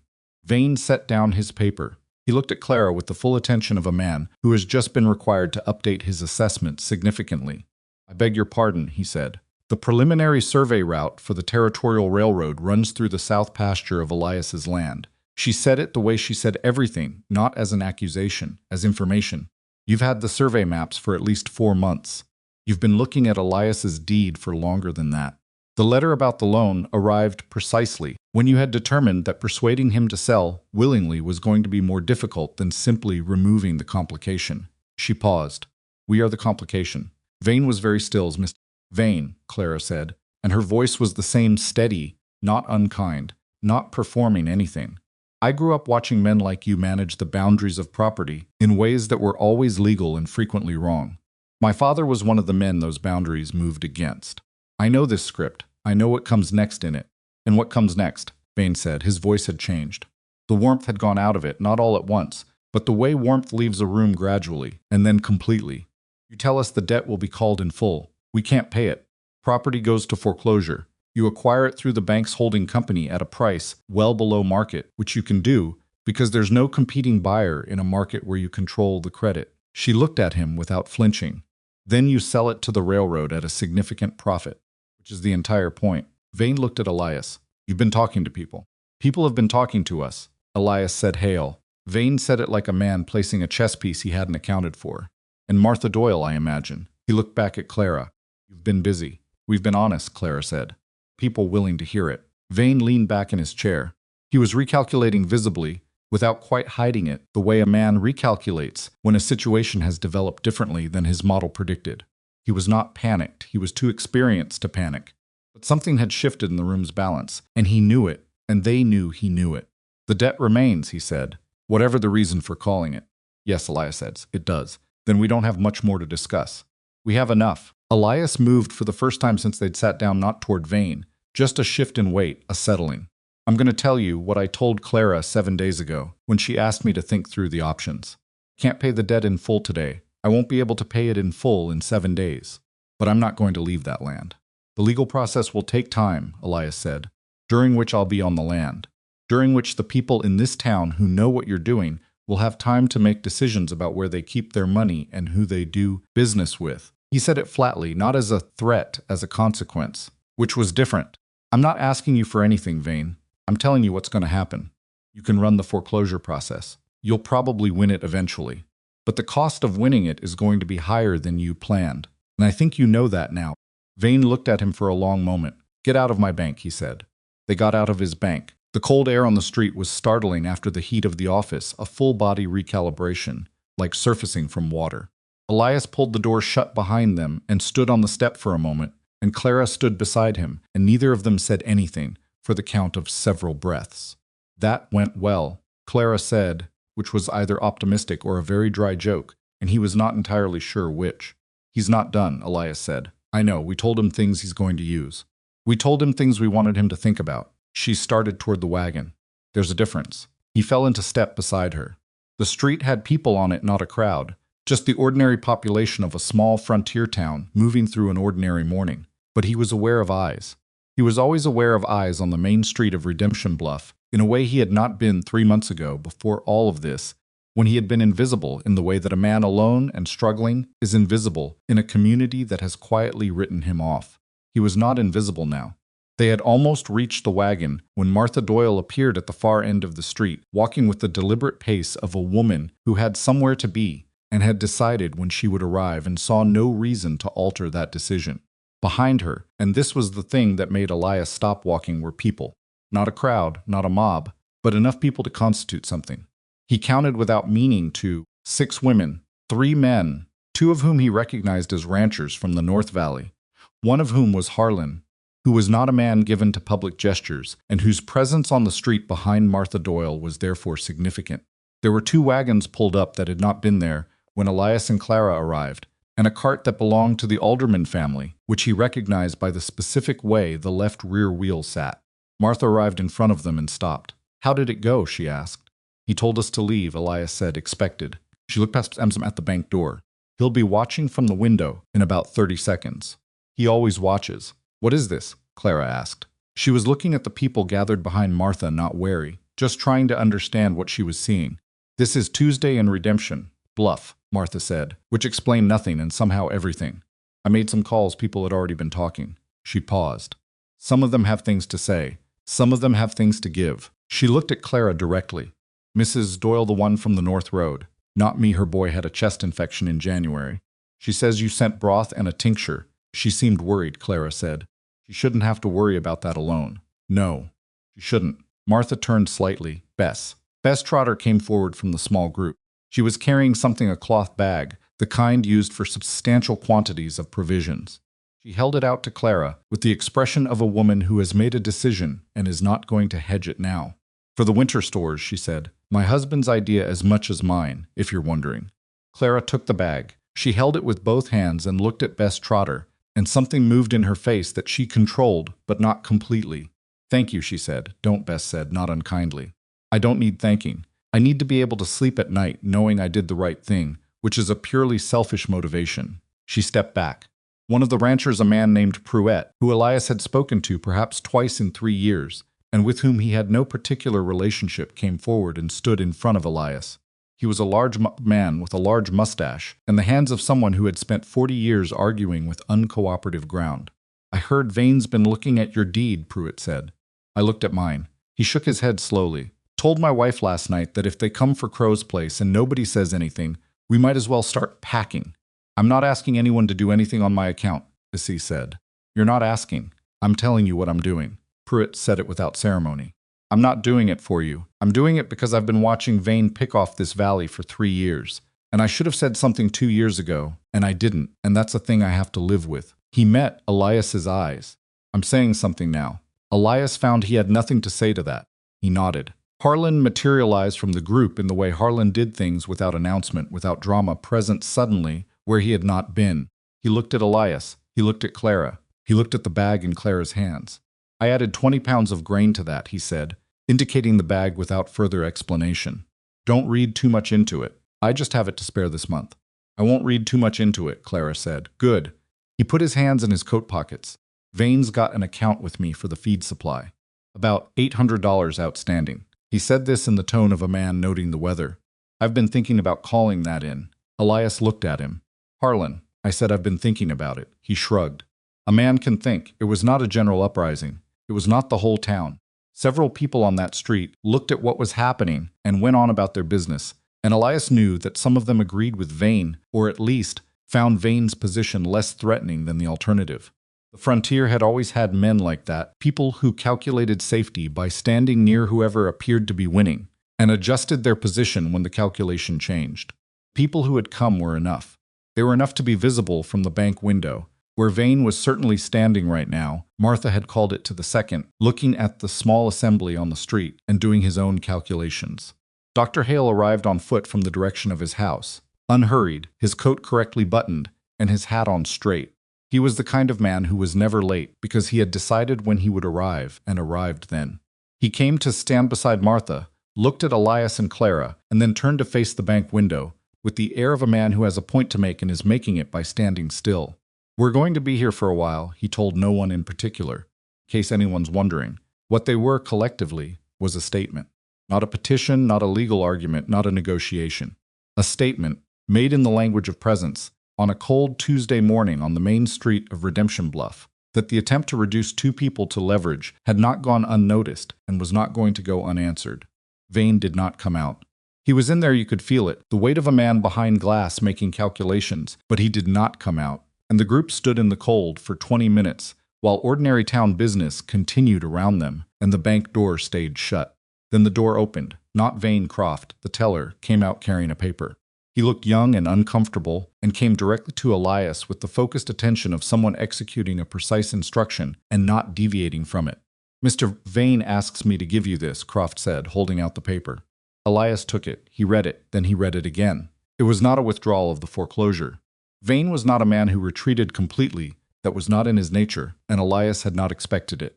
It was a modification. The debt was restructured, reduced payments over a longer period, the full amount still owing, but the schedule extended by 18 months, the immediate demand rescinded. It was not a victory, it was a ceasefire. Elias handed the paper to Clara. She read it, and her expression went through several things quickly: relief, skepticism, the particular caution of someone who has learned that retreating adversaries are not the same as defeated ones. "It's not over," she said quietly. "No," he agreed. "But it's not today." "No," he said, "it's not today." Martha appeared at his elbow. She had covered the distance from where she'd been standing with the quiet efficiencies of a woman who had been covering distances for 70-odd years and did not make a production of it. She looked at the paper. "He'll try again," she said. "Different angle. I know. You'll need to be ready for it." "I know that too." She looked at him with the assessing quality she'd had in the meeting at her house, the looks of someone taking a final measurement. "You handled that well," she said. "Both of you." "We mostly just stood there," Elias said. "Yes," Martha said. "Sometimes that's the whole job." She turned to go, then stopped. "The women's circle meets Thursday. Clara, I'd like you there." Clara looked at her. "I'll be there." Martha walked away, and the group began to disperse, and Croft went back inside. And the morning continued, as mornings do, indifferent to the things that have just changed inside them. Elias stood in the street with Clara and felt the cold in a different way than he'd felt it earlier. Earlier, it had been the cold of dread, the thin, persistent cold of a situation that had no good outcome. Now it was just cold, the ordinary temperature of a Dakota winter morning, which was significant but manageable. He took the paper back from Clara and folded it. "We should get Elsie." "Yes." She looked at him. "How are you?" The question surprised him slightly. Not because it was an unreasonable question, but because it was directed at him, and he was not accustomed to being the one asked. "Better than an hour ago." "That's a low bar. It's an honest one." She almost smiled. "We should go get Elsie before she has misses." Harlan convinced that she needs 3 biscuits. She probably already has her convinced. She works fast. They drove to Harlan's house, where Elsie was indeed on her second biscuit and was sitting on Mrs. Harlan's kitchen floor, playing with a set of wooden spoons that Mrs. Harlan had apparently provided, without prompting, demonstrating the deep and immediate understanding experienced women and small children develop with each other. Elsie looked up when Clara and Elias came in and said, "More?" holding out the spoon, which could have been a question about the biscuit or a commentary on the spoon's possibilities as a toy. "We're going home," Clara said. Elsie handed back the wooden spoon with solemnity. She allowed herself to be lifted and settled on Clara's hip, and she looked at Mrs. Harlan with the expression of someone who intends to return.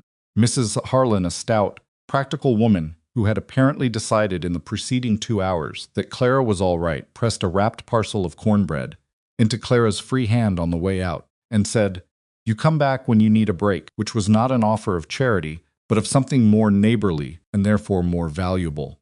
The road home was the same road it always was, the same 8 miles, the same cold, but the wagon felt different on it. Elias wasn't sure how to account for that, the way a physical thing can feel like a different object when the circumstances around it change. Elsie sat between them and ate the last of her biscuit and hummed. Not a song, just a sound, the habitual contentment of a child who is warm and full and in motion, which is most of what a 2-year-old requires of the world.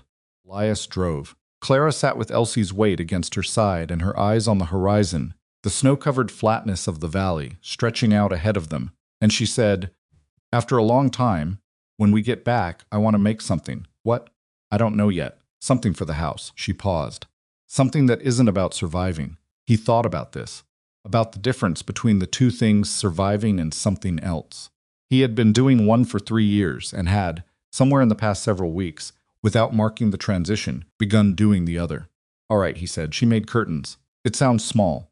It was small, materially. She used fabric from the hem of one of her Boston dresses that was beyond repair, a dusty blue cotton that she cut into strips and hemmed and hung across the 2 windows in the main room.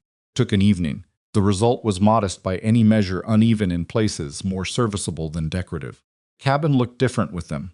Elias sat in his chair that night and looked at the windows, which now had something in them other than cold glass and the dark outside. And he couldn't have explained what the difference was in any language that would have made sense to another person. Curtains were there. The cabin was the same. Something was different. "You're staring at them," Clara said. She was across the room, putting Elsie to bed with the particular negotiation that preceded it each night. Elsie advancing and retreating on the question of whether sleep was going to happen.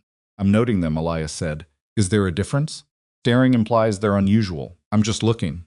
"You've been looking for 10 minutes. They're good curtains."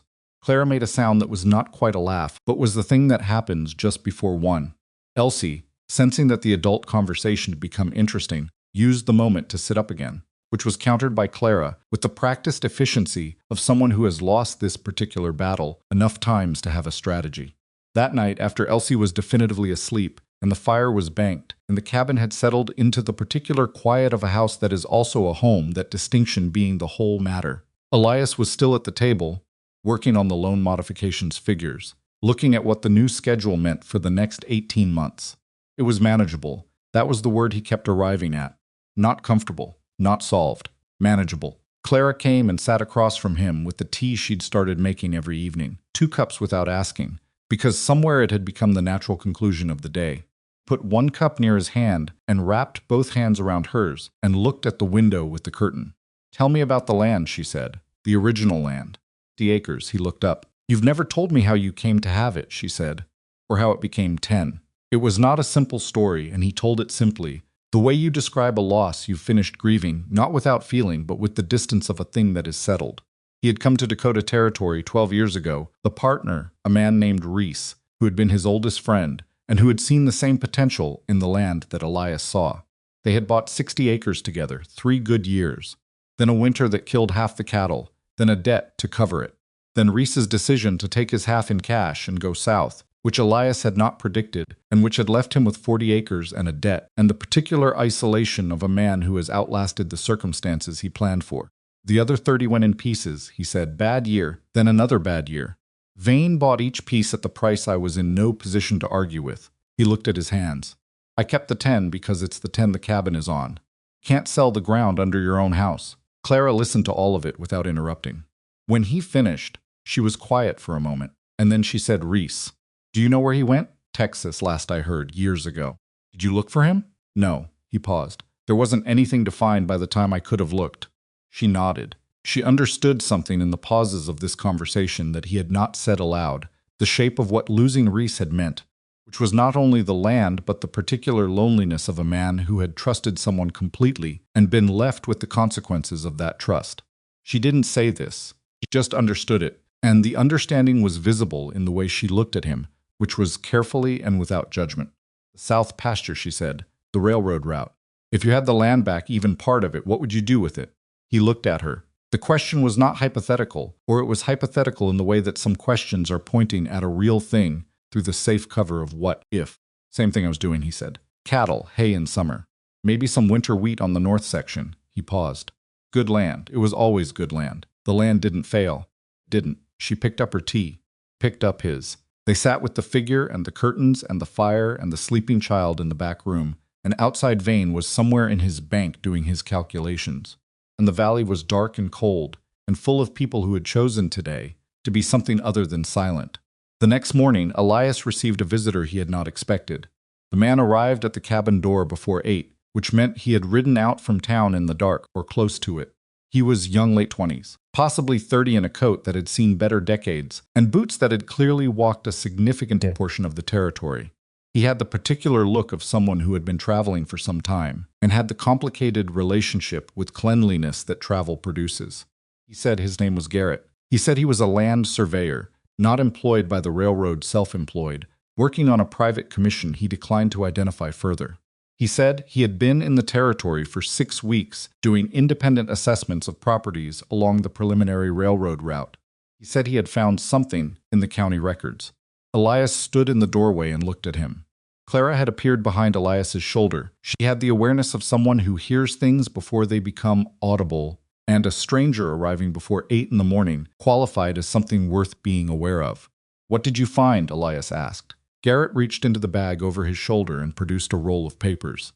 "The original survey of your land, the 60-acre parcel from 12 years ago." He unrolled part of it. "There's an error in the county recording. The boundary markers were transcribed wrong when the deed was filed.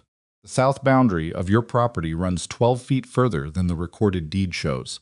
Elias stared at him. 12 feet at the western corner, which, given the angle of the property, translates to approximately 40 feet along the length of the south pasture. Garrett looked at him steadily. "The preliminary railroad route crosses your land at the corner.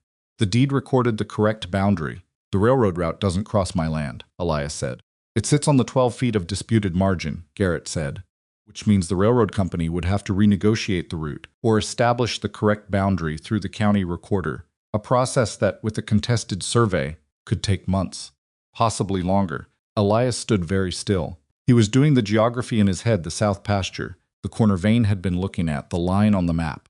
"Who commissioned you?" he asked. Garrett was quiet for a moment. "I'm not able to say. My client values their privacy." "Martha Doyle," Clara said from behind Elias's shoulder.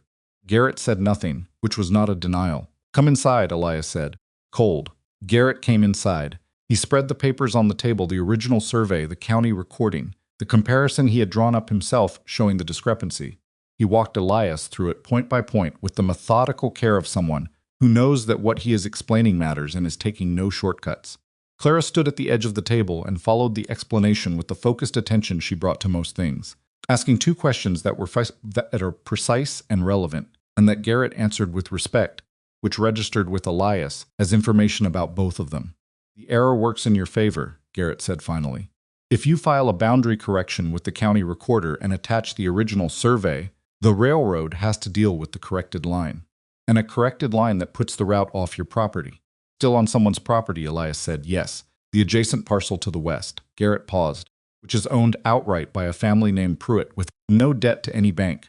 Elias thought about Pruitt standing on the street yesterday, talking about calling Vane's debt. He thought about how Pruitt had said he was doing it for himself, not for Elias. "Pruitt knows," Elias said. "He was made aware, yes. And he's all right with it?" Garrett folded his papers with the care of a man who respects documents.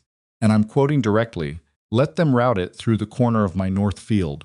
I'll charge them what it's worth and not a cent less. And Vane can find someone else to do his dirty work." He paused. He also said several other things, but those were the relevant parts. Elias sat down. He sat down in his own chair at his own table in his own cabin and looked at a survey map that had been wrong for 12 years and was now, through someone's careful attention to the county records and someone else's willingness to spend money they didn't mention spending, going to be right. He did not feel triumphant. He felt the particular sensation of a situation that has been pressing on you for a long time, releasing its pressure, which is different from happiness, and resembles it closely enough to be confusing. Clara put her hand on his shoulder. She did it briefly and without ceremony, as she did most things, and removed it before it became something that required acknowledgement. But it was there, and it was enough. Garrett left with his papers and a meal that Clara insisted on providing, which he ate quickly, and with the unself-conscious gratitude of a man who had been eating trail food and knew the difference. Elsie, who had woken during the conversation and installed herself under the table with a piece of cornbread, watched him go with the philosophical equanimity of a 2-year-old to whom most things were equally interesting. The filing at the county recorder's office took 4 days. Martha Doyle accompanied them, which turned out to matter because the recorder was a cautious man who moved slowly by nature, and moved considerably less slowly when Martha Doyle was in his office with a specific request and a specific expression. Vane learned about the boundary correction on the 4th day. Elias heard third-hand and without specifics that the reaction had been significant, that the word from the bank that afternoon was that Vane had sent 2 telegrams and made 3 calls to the railroad company's territorial office, and that the responses had not been satisfying. The route adjustment required a new survey, new negotiations, new filings. The timeline moved out by months. The railroad company, which had its own calculations and did not appreciate surprises from a land agent who had assured them the route was clear, was not pleased. Vane's position in this valley had rested on the certainty of the railroad deal. The certainty was now uncertain. Elias did not hear about Vane's reaction through Vane. He heard about it through the community that had, over the course of a difficult winter, found reasons to know his business and to care about it. Bess Trotter, Harlan, the Alderman family, half a dozen others who had their own reasons for watching the bank and its owner with more attention than they had managed before. The debt restructuring remained in effect. The loan modification Croft had brought out on the street stood. 18 months. Elias could manage 18 months. He came home on the evening of the day the filing was confirmed. He put the horses in the barn. He stood in the barn in the dark for a moment, listening to the horses and the wind and the particular silence of a night that has nothing threatening in it. Then he went inside. Clara was at the fire. Elsie was asleep. Curtains were on the windows. The cabin smelled like dinner and wood smoke, and the particular smell of a place that is lived in, that has been breathed in and breathed out by people going about the business of being alive. Done, Clara asked. It's done. He sat down. For now, she agreed. She brought him dinner. They sat at the table after, in the way they had developed the tea, the fire, the window, and Elias looked at the curtain and thought about 12 feet. 12 feet of ground that had always been his, and that he had not known was his, and that had changed everything by existing. You know what Vane's going to do next, Clara said. Find another angle. Yes, she looked at the fire. We need to be ready for it. We keep saying that. Keep being right. She paused. But we're still here. He looked at her. The fire moved. Outside, the wind found the east wall of the cabin and looked for gaps, and found fewer than it used to, because Elias had been filling them all winter one at a time. We're still here, he said.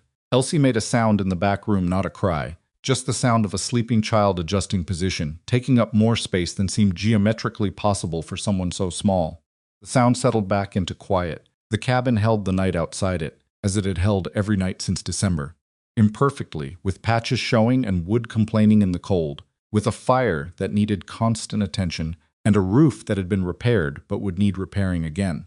Not perfect, not finished, but holding Vane's next move came in February, which was when Elias had expected it, and also not exactly how he had expected it. The winter had not eased. If anything, February in Dakota Territory had opinions about January that were unfavorable, and expressed those opinions through 2 weeks of cold that settled into the bones of the land and stayed there. Cabin held. It always held imperfectly, with the fire eating wood faster than was comfortable, and the east wall finding new ways to let the temperature have opinions about the interior, but it held. What Vane did was quieter than the letter. He did not send correspondence. He did not make speeches in the saloon. He simply, through channels that Elias only understood afterward, began suggesting to the railroad company's territorial representative that the boundary dispute made the entire southern corridor unreliable, and that the company might consider an alternate route, entirely one that bypassed Redemption Bluff altogether and connected through the valley 20 miles to the north. An alternate route that would take the railroad away from the valley, away from every ranch and business and family that had built itself around the assumption that the railroad was coming. Harlan heard it first from a freight agent passing through. Harlan told Elias, standing in the feed store doorway, with his hands in his pockets and his face doing the complicated arithmetic of a man who is realizing that the problem is larger than he understood.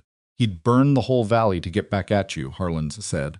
It was not quite disbelief. Harlan had known Vane long enough for disbelief to be past, more like the particular weariness of having a thing confirmed. He's not burning it to get back at me, Elias said. He's burning it to make everyone else get back at me. If the railroad moves north, every family in this valley knows it's because of the boundary dispute. Because of my land. Because he stopped. Because of Clara, Harlan said. That's what he'll tell them. Harlan was quiet for a moment. True? About the railroad moving? I don't know yet.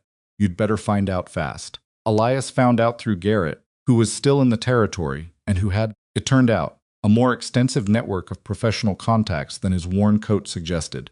Garrett confirmed the conversations had happened. He also confirmed that the railroad company had not made a decision, that they were weighing the cost of the route adjustment against the cost of the northern alternative, and that the decision was not final, and that it would be made within 2 weeks. 2 weeks. Elias drove home and told Clara everything. He had stopped editing information for her. Somewhere around the second week of January, had stopped making the calculation of what she could handle and what she should be protected from, because the calculation was insulting, and she had demonstrated repeatedly that she handled things better with full information than without it.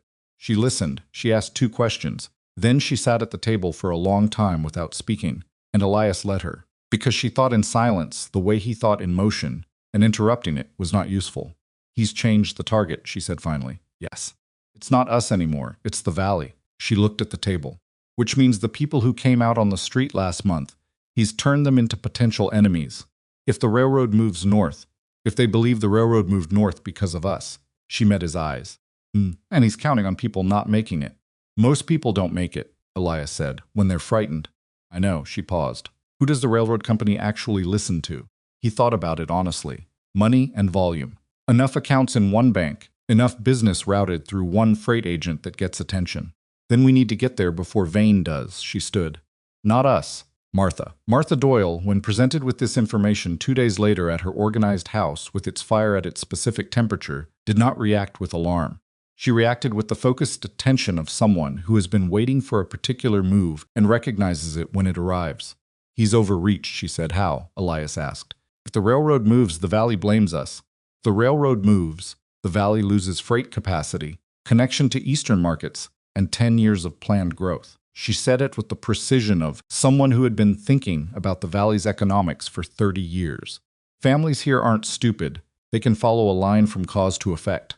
Vane convinced them to let him run the bank for 20 years by being the cause and making the effect invisible. She looked at her hands. This time the effect is too large to hide. You think they'll see it? I think enough of them will. She paused. I'm going to write to the railroad company's district office. Not as a private citizen, as the representative of 37 family accounts currently held with the Redemption Bluff Savings Bank. She said it without flourish.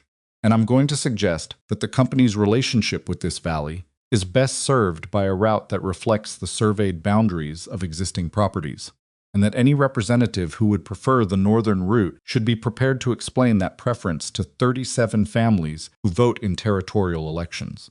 Elias looked at her. You have the standing to speak for 37 families? I will by Thursday, she said. I'll make calls tomorrow. She made the calls. Elias did not hear all of them. Martha operated with the discretion of someone who understood that too many witnesses complicated things, but he heard enough through the community's ordinary channels to understand what was happening. Called on each family. She explained the situation clearly, without inflating the threat or minimizing it. She asked each family a direct question. Did they want to sign a letter of joint representation to the railroad company's district office? 31 of the 37 said yes. The other 6 were Vane's people, or close enough to it that the distinction didn't matter. The letter went out on a Friday, carried by a writer who made the journey to the district office in 2 days, because Martha paid for speed. The letter stated, in the careful and precise language of a woman who had been composing important correspondence for 50 years, that the landholders of the Redemption Bluff Valley had reviewed the preliminary route survey, supported the corrected boundary filing of the Crowe property, and considered any alternative routing that would bypass the valley to be a matter of grave concern that they would bring to the attention of the territorial legislature at the earliest opportunity. It was a warning with 31 signatures and the weight of collective economic interest behind it. The railroad company's response arrived 10 days later. The alternate route was not under active consideration. The boundary correction was acknowledged. The original corridor would be surveyed with updated coordinates. Construction timeline unchanged. Vane received this information on a Wednesday afternoon. Elias heard about it from Harlan, who heard about it from Croft, who had apparently found his conscience sometime in January, and had been quietly keeping Harlan informed of relevant developments. He sat at his desk for an hour without moving. Croft had reportedly told Harlan. Then he started writing letters. To who, Elias had asked. Harlan shrugged. That I don't know. But his hands were shaking when he wrote them. The letters, it turned out, were to the bank's parent institution in the territorial capital, a larger financial entity that Vane answered to and had always treated as a formality, because Redemption Bluff was small enough and remote enough that the parent institution rarely paid close attention. The letters were Vane's attempt to explain why his strategy for the railroad land acquisition had not proceeded as planned. The parent institution, which had its own interests in the railroad deal and had been counting on Vane's management of the situation, was not satisfied with the explanation. An auditor arrived in March. The auditor was a small, quiet man named Fitch, who wore spectacles and asked questions with the methodical patience of someone who intends to find what he is looking for and has time. He spent 2 weeks in the bank. He reviewed the loan records, the deed transactions, the collateral assessments. He reviewed the Alderman property acquisition, the Brecker property, the Hollis family case. He reviewed Elias's loan modification and the original terms and the letter that had demanded full payment in 7 days. Elias was called to speak with Fitch on a Thursday morning. He went alone, leaving Clara with Elsie, and sat across from the auditor, in the same chair he had sat in, across from Vane 2 months earlier, and answered questions for 90 minutes. He told the truth. The whole truth, including the parts that showed him in a difficult light the years of debt, the bad decisions, the land lost piece by piece. He did not perform victimhood, and he did not minimize the bank's legitimate interest in the debt. He just described what had happened, in order, accurately. Fitch wrote things down and asked follow-up questions, and thanked Elias for his time. 3 weeks later, Silas Vane resigned as president of the Redemption Bluff Savings Bank. Parent institution announced that the bank would be operated under new management, pending a permanent appointment. The auditor's findings were not made public, but the consequences of them were, in the way that things in small communities are public without being announced. Vane left Redemption Bluff on a Tuesday morning with 2 trunks, and the expression of a man who has been engaged in a long argument with reality and has finally conceded the argument, though not gracefully. He did not say goodbye to anyone, because goodbye implies a mutual acknowledgement of a relationship, and Vane had spent 20 years insisting the relationships in this valley were purely transactional. Elias heard about his departure from Harlan, standing in the same feed store doorway where they had stood in February. Gone, Harlan said. Took the morning stage. Where to? Don't imagine it matters. Didn't matter. What mattered was that the bank, under its temporary management, honored the loan modification. What mattered was that the debt, which had been Elias's companion and tormentor for 3 years, was on a schedule that allowed for the possibility of a future that didn't involve it. Spring arrived the way. Spring arrives on the frontier, not gently, not with the ceremony that people who have not lived through a Dakota winter imagine it might have, but practically. The ice broke on the creek, the ground softened. The south pasture, which had been frozen solid since November, turned to mud and then to something that had color in it, the particular exhausted green of ground waking up. Elias stood at the fence line of the south pasture on an April morning and looked at his land. All of it, the 10 acres he had held on to, through everything, and the 12 feet that had always been his without his knowing, and the 30 acres that had been sold and were not going to be bought back tomorrow, or perhaps ever. He looked at what was there rather than what wasn't. He was practicing this, had been practicing it all winter, and was better at it than he had been in December, without being entirely good at it. Clara came up beside him. She had Elsie by the hand, and Elsie was wearing boots that were slightly too large for her, because she had grown through the winter in the way of children who are warm and fed and given stories about dogs. She looked at the pasture with the same frank assessment she gave most things. Mud, Elsie said with satisfaction. A lot of it, Elias agreed. I want to touch it. I know you do. She looked at him with the expression of someone who recognizes a non-answer and is considering her options. Then she looked at her mother. Clara looked back at her. If you touch the mud, you will be covered in mud. You know this. Elsie considered the calculus of this. Then she sat down in the mud, not touched it, sat in it. Fully, with the decisive commitment of a person who has identified the natural conclusion of a situation and arrived there without hesitation. Elias looked at Clara. Clara looked at Elias. She's thorough, Clara said. She is, he agreed. Something happened then that had not happened yet between them, not in all the weeks of the winter, not through the crisis and the street and the bank and the auditor. Not a polite acknowledgement of something amusing, not the controlled half-smile he had produced occasionally. A full laugh, the kind that comes from somewhere you forgot, was available, and Clara laughed too. And Elsie, who had no idea what was funny but found the sound extremely satisfying, laughed as well from the mud. And the south pasture on an April morning held all of it without difficulty. He proposed to her 2 days later, not down on one knee, not with the speech prepared. He was fixing the gate on the barn. It had been problematic all winter, and had finally agreed to be addressed, and Clara was nearby mending something, and the morning was quiet, and he said, without turning from the gate, I want to marry you. I know the timing isn't, yes, she said. Turned. She was looking at him over the mending, and her expression was the straightforward kind, the one that didn't hedge. I didn't finish the sentence, he said. You said enough. I was going to say the timing isn't conventional. The timing is fine, Clara said. We've been living like a family for 4 months. The paperwork is overdue. He looked at her. You're not romantic about this. I'm extremely romantic about this. I'm just also practical. She picked up the mending again. The ceremony can be small. Martha will have opinions about it. Martha has opinions about everything. Yes, and she's usually right. Clara paused. Elsie will want to hold flowers. She's been talking about flowers for 2 weeks. Where is she getting information about wedding flowers? Mrs. Harlan. They've been corresponding. Elias stared at her. Elsie is too. She can't write. She tells me what she wants to say, and I write it, and Mrs. Harlan writes back, and I read it to her. Clara's expression was entirely serious. It's a functional correspondence. He turned back to the gate. He was smiling at the gate, which was an undignified thing to do, but the gate did not tell anyone. The ceremony was small the way Clara meant it, which was about 30 people in the open space between the cabin and the barn. On a morning, in late April, when the weather had decided to cooperate, the frontier did occasionally, and without advance notice. Martha was there, and Harlan and his wife, and Pruitt with his family, and Bess Trotter, and Dr. Hale and the Alderman family, and a dozen others who had become, through the winter's events, something more than neighbors. Elsie held flowers. She had been given a specific bunch wildflowers gathered from the south pasture, which had produced them unexpectedly, as if the land was doing its part, and she held them with the absolute seriousness of someone executing an important commission. She walked between her mother and Elias with the deliberate concentration of a small person who knows the occasion is significant and intends to behave accordingly. She dropped the flowers twice.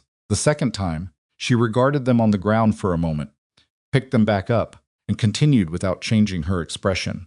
The people watching found this more moving than the formal parts, because it was honest. And honesty in small packages tends to land harder than honesty in large ones. Hale said the words, because no one in Redemption Bluff wanted a man of the cloth in the middle of a civic matter, and Hale had been saying important words over important occasions for 40 years and knew how to do it without theater. He said what marriage was not what it should be in some ideal world, but what it actually was. A choice made with incomplete information about the future. A bet placed not on certainty, but on the person standing beside you. Elias and Clara made the bet. Afterward, there was enough food that it became evident. Martha had been organizing this aspect of the event for longer than anyone admitted in conversation, and Elsie ate something sticky that Mrs. Harlan had brought and distributed its remains equally between her own dress and Elias's sleeve without apparent concern. Pruitt came and stood with Elias while Clara was talking with Martha and Hale. He had a plate of food in one hand, and the general appearance of a man who has something to say and is figuring out how to say it. Railroad survey's done, he said. North corner of my field is the line. They're going to need a small easement, maybe 20 feet across the corner, for the rail bed. Trouble? Elias asked. Negotiated it last week. They paid fair. Pruitt ate something from the plate. More than fair, actually. Once I showed them I had a lawyer from the Capitol looking at the agreement. He paused. Garrett recommended the lawyer. Garrett's been useful. Very. Pruitt looked across the yard at the gathering. Vane had this valley convinced that things only worked one way. His way. Bank holds the leverage, everyone else adjusts. He shook his head. Didn't occur to him that leverage runs different directions. It was a plain observation, the kind Pruitt made without decoration. But Elias sat with it, because it was true, and because it was the thing he had been learning all winter in real time, through his own skin, in ways that were expensive and clarifying. Vane had been so certain of the direction things moved down from him to everyone else that he had never considered the other direction. He had never considered that 31 families signing a letter might weigh more than one banker's relationship with a railroad company.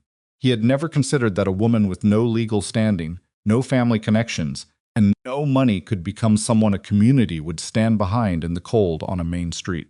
He had never considered that the things he had classified as vulnerability, Elias's debt, Clara's origins, Elsie's existence might become, in the right conditions, something else entirely. The right conditions being roughly people who showed up when showing up was needed. The summer that followed was not easy because the frontier did not arrange itself for ease. Cattle needed managing. The hay needed cutting. The barn roof required an intervention in June that ate 2 weeks of work.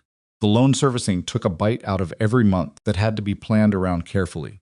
There were arguments, small ones, mostly. The arguments of two people learning to share a life who had both spent long periods managing alone and had strong habits about how things were done. Clara had opinions about the cold storage. Elias had opinions about the cold storage too, and his opinions were wrong, which became apparent in July when her system kept the summer stores in better condition than his ever had, and he acknowledged this with the minimum number of words required. She did not gloat. She was not a gloater. She simply continued being right about the cold storage, which was its own statement. Elsie turned 3 in March and became, if anything, more herself, more talkative, more interested in everything, more likely to be found in places she had not been given permission to be. She had adopted the barn cats as personal dependents and had opinions about their welfare. She had learned to follow Elias on his morning rounds and ask questions about everything she observed, and the questions were often good ones, which he answered honestly, including the ones that didn't have easy answers. "Why does that cow look sad?" Elsie asked, regarding one of the cattle through the fence one morning in June. "She's not sad. She's just thinking." "What's she thinking about?" "Grass, probably." Elsie considered this. "I think about grass sometimes." "Do you?" "When I'm hungry." She looked at him with the direct gaze she had inherited from her mother. "Are you happy?" He looked at her. The question came from nowhere and landed directly, the way Elsie's questions did no approach. No runway, just the thing itself. "Yes," he said. She nodded as if this confirmed something she had already suspected, and went back to watching the cow. Thought about that question later, standing at the fence of the south pasture in the early evening with the light going gold over the valley. He thought about what happy meant in the context of a life that was still hard, that had not resolved into ease, that required constant attention and produced no guarantees. He thought about the word in the way you think about it when someone who doesn't know its complications asks it plainly. He was. Not in the way of a man who has gotten everything he wanted. He had not gotten everything he wanted, and some of what he had lost was not coming back.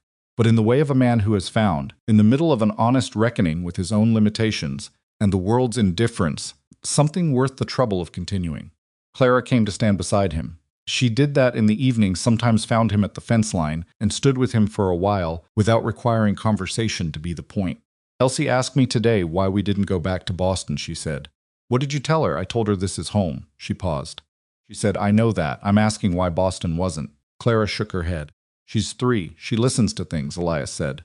"Too much." But her voice had that quality, the warmth behind the dryness, the thing that was always there underneath. "She's going to be formidable. She already is." Yes, Clara looked at the valley. The light was doing what it did out here in summer, stretching long and gold over everything, making the land look the way a person imagines the frontier looking when they are somewhere else entirely, and the frontier is still a possibility rather than a reality. "I wrote to Daniel's family," she said. He looked at her. "Not asking for anything, not explaining myself." She kept her eyes on the valley. "I told them Elsie as well, that she's growing, that she has people who love her." She paused. "I thought Elsie deserves to have it on record somewhere that someone told them." "What do you think they'll do with it?" "Nothing, probably." A pause. "Maybe nothing. People surprise you sometimes." He thought about Pruitt on the street, about Bess Trotter's bag of provisions, about Martha making calls on a Tuesday so that 31 families had signed a letter by Friday, about Harlan, who had his own debt to Vane and had stood on that street anyway. "They do," he said. She leaned slightly against his arm. Not dramatically, just a shift of weight, a small closing of the distance between them. He did not move. He let the warmth of it stand for what it was. The south pasture spread out in front of them, green and imperfect and entirely real. He had thought in the winter's worst moments that what he was trying to protect was land. 10 acres, a piece of surveyed ground with a deed and a debt attached to it. He had thought the fight was about property. It wasn't about property. It was about the difference between a place you are holding on to out of stubbornness and exhaustion and a place that has become, through the accumulation of small, ordinary things, a child's laughter, 2 cups of tea, curtains on windows, a functional correspondence about flowers, somewhere that belongs to you, not because of a document, but because of what happened inside it. Elias had lived on this land for 6 years before he understood that. You can hold a thing for a long time without knowing why. You can survive in a place, manage it, maintain it, carry it through difficulty after difficulty with the grim efficiency of someone who has decided that fix it is not an option without ever asking yourself what exactly you are staying for. It takes something to break through that, not comfort, not success, not the resolution of the practical problems, which never resolve entirely. It takes someone showing up unexpected and being willing to build something in the same cold with whatever is available. Clara had not come west to save him. She had come west to save herself and her daughter, which is a different thing, and it is a truer one. And it is the kind of thing that tends to produce better outcomes than rescue. Because people who are saving themselves bring their full capacity to the effort and don't wait to be thanked. What they had built was not a rescue. It was something more like what Pruitt had described, without intending the poetry of it, leverage running in different directions. 2 people whose respective resources, his land, her competence, his stubbornness, her clarity, Her daughter, who sat in mud and held flowers and asked unanswerable questions, directly combined into something that was harder to move than either of them had been alone. Vane had understood everything about the situation except that. He had looked at a struggling rancher and a widow with a child and seen weakness aggregated. He had not considered that two people who have both survived considerable difficulty are not weakened by each other's presence. They are, if the circumstances are right, consolidated. He had never considered the circumstances being right. That was his error. Not the railroad, not the survey, not the letter, those were consequences. The error was earlier and more fundamental. The belief that difficulty diminishes people, and that a man or a woman who has been reduced in the world's accounting is reduced in every accounting that matters. The frontier taught the opposite, if you paid attention. The frontier was indifferent to your past and unimpressed by your intentions, and deeply interested in what you actually did on any given day. It did not grade on a curve of prior suffering. It did not reward victimhood or punish ambition, or keep any record other than the one being made right now, in the cold with whatever you had. What Elias had in December was almost nothing. What Clara had was less than that. What they had built from it was not wealth, not security in any absolute sense, not the resolution of all the hard things. It was a life that was genuinely theirs chosen, maintained, difficult, and worth the difficulty. Elsie would grow up knowing that. She would grow up in a house where things were built rather than inherited, where the community was made rather than assumed, where the people around her had looked at hard circumstances and decided those circumstances did not get the last word. She would grow up with Elias reading to her in the evening, and Clara teaching her the practical knowledge that kept a household alive, and Martha Doyle's influence moving through the valley like something that didn't need to announce itself to have effect. She would grow up, in other words, with everything that had nearly been taken from her. The night she arrived at a freezing train station in the arms of a woman who had run out of options, but not out of will. The light finished its work on the valley and pulled back toward the horizon. Cattle moved in the south pasture. Somewhere in the cabin behind them, a tin cup was being relocated with a sound that suggested Elsie had woken from her nap and was engaged in independent activities. "We should go in," Clara said. Yes, neither of them moved immediately. There was a moment between the knowing and the moving in which the valley held them there at the fence line with the last of the evening on it, and the world was exactly this and nothing else. Then they turned and walked back toward the cabin, and the door opened, and the sound of a child who has located something interesting spilled out into the April evening, and the light went behind the hills, and the day closed down the way days do without ceremony, without announcement, simply done, and the next one waiting. This is what the frontier gives. When it gives anything at all, not permanence, not safety, not the resolution of difficulty. It gives you the day you're in, and the people in it with you, and the work that needs doing, and the chance to do it. The whole offer. It always was. Most people, given enough time, come to understand that the offer is enough. Elias Crowe had come to understand it on a frozen December platform, in 8 steps, crossing a distance he almost hadn't crossed, toward a woman he hadn't known he was waiting for. Everything after that was just the living of it, the end.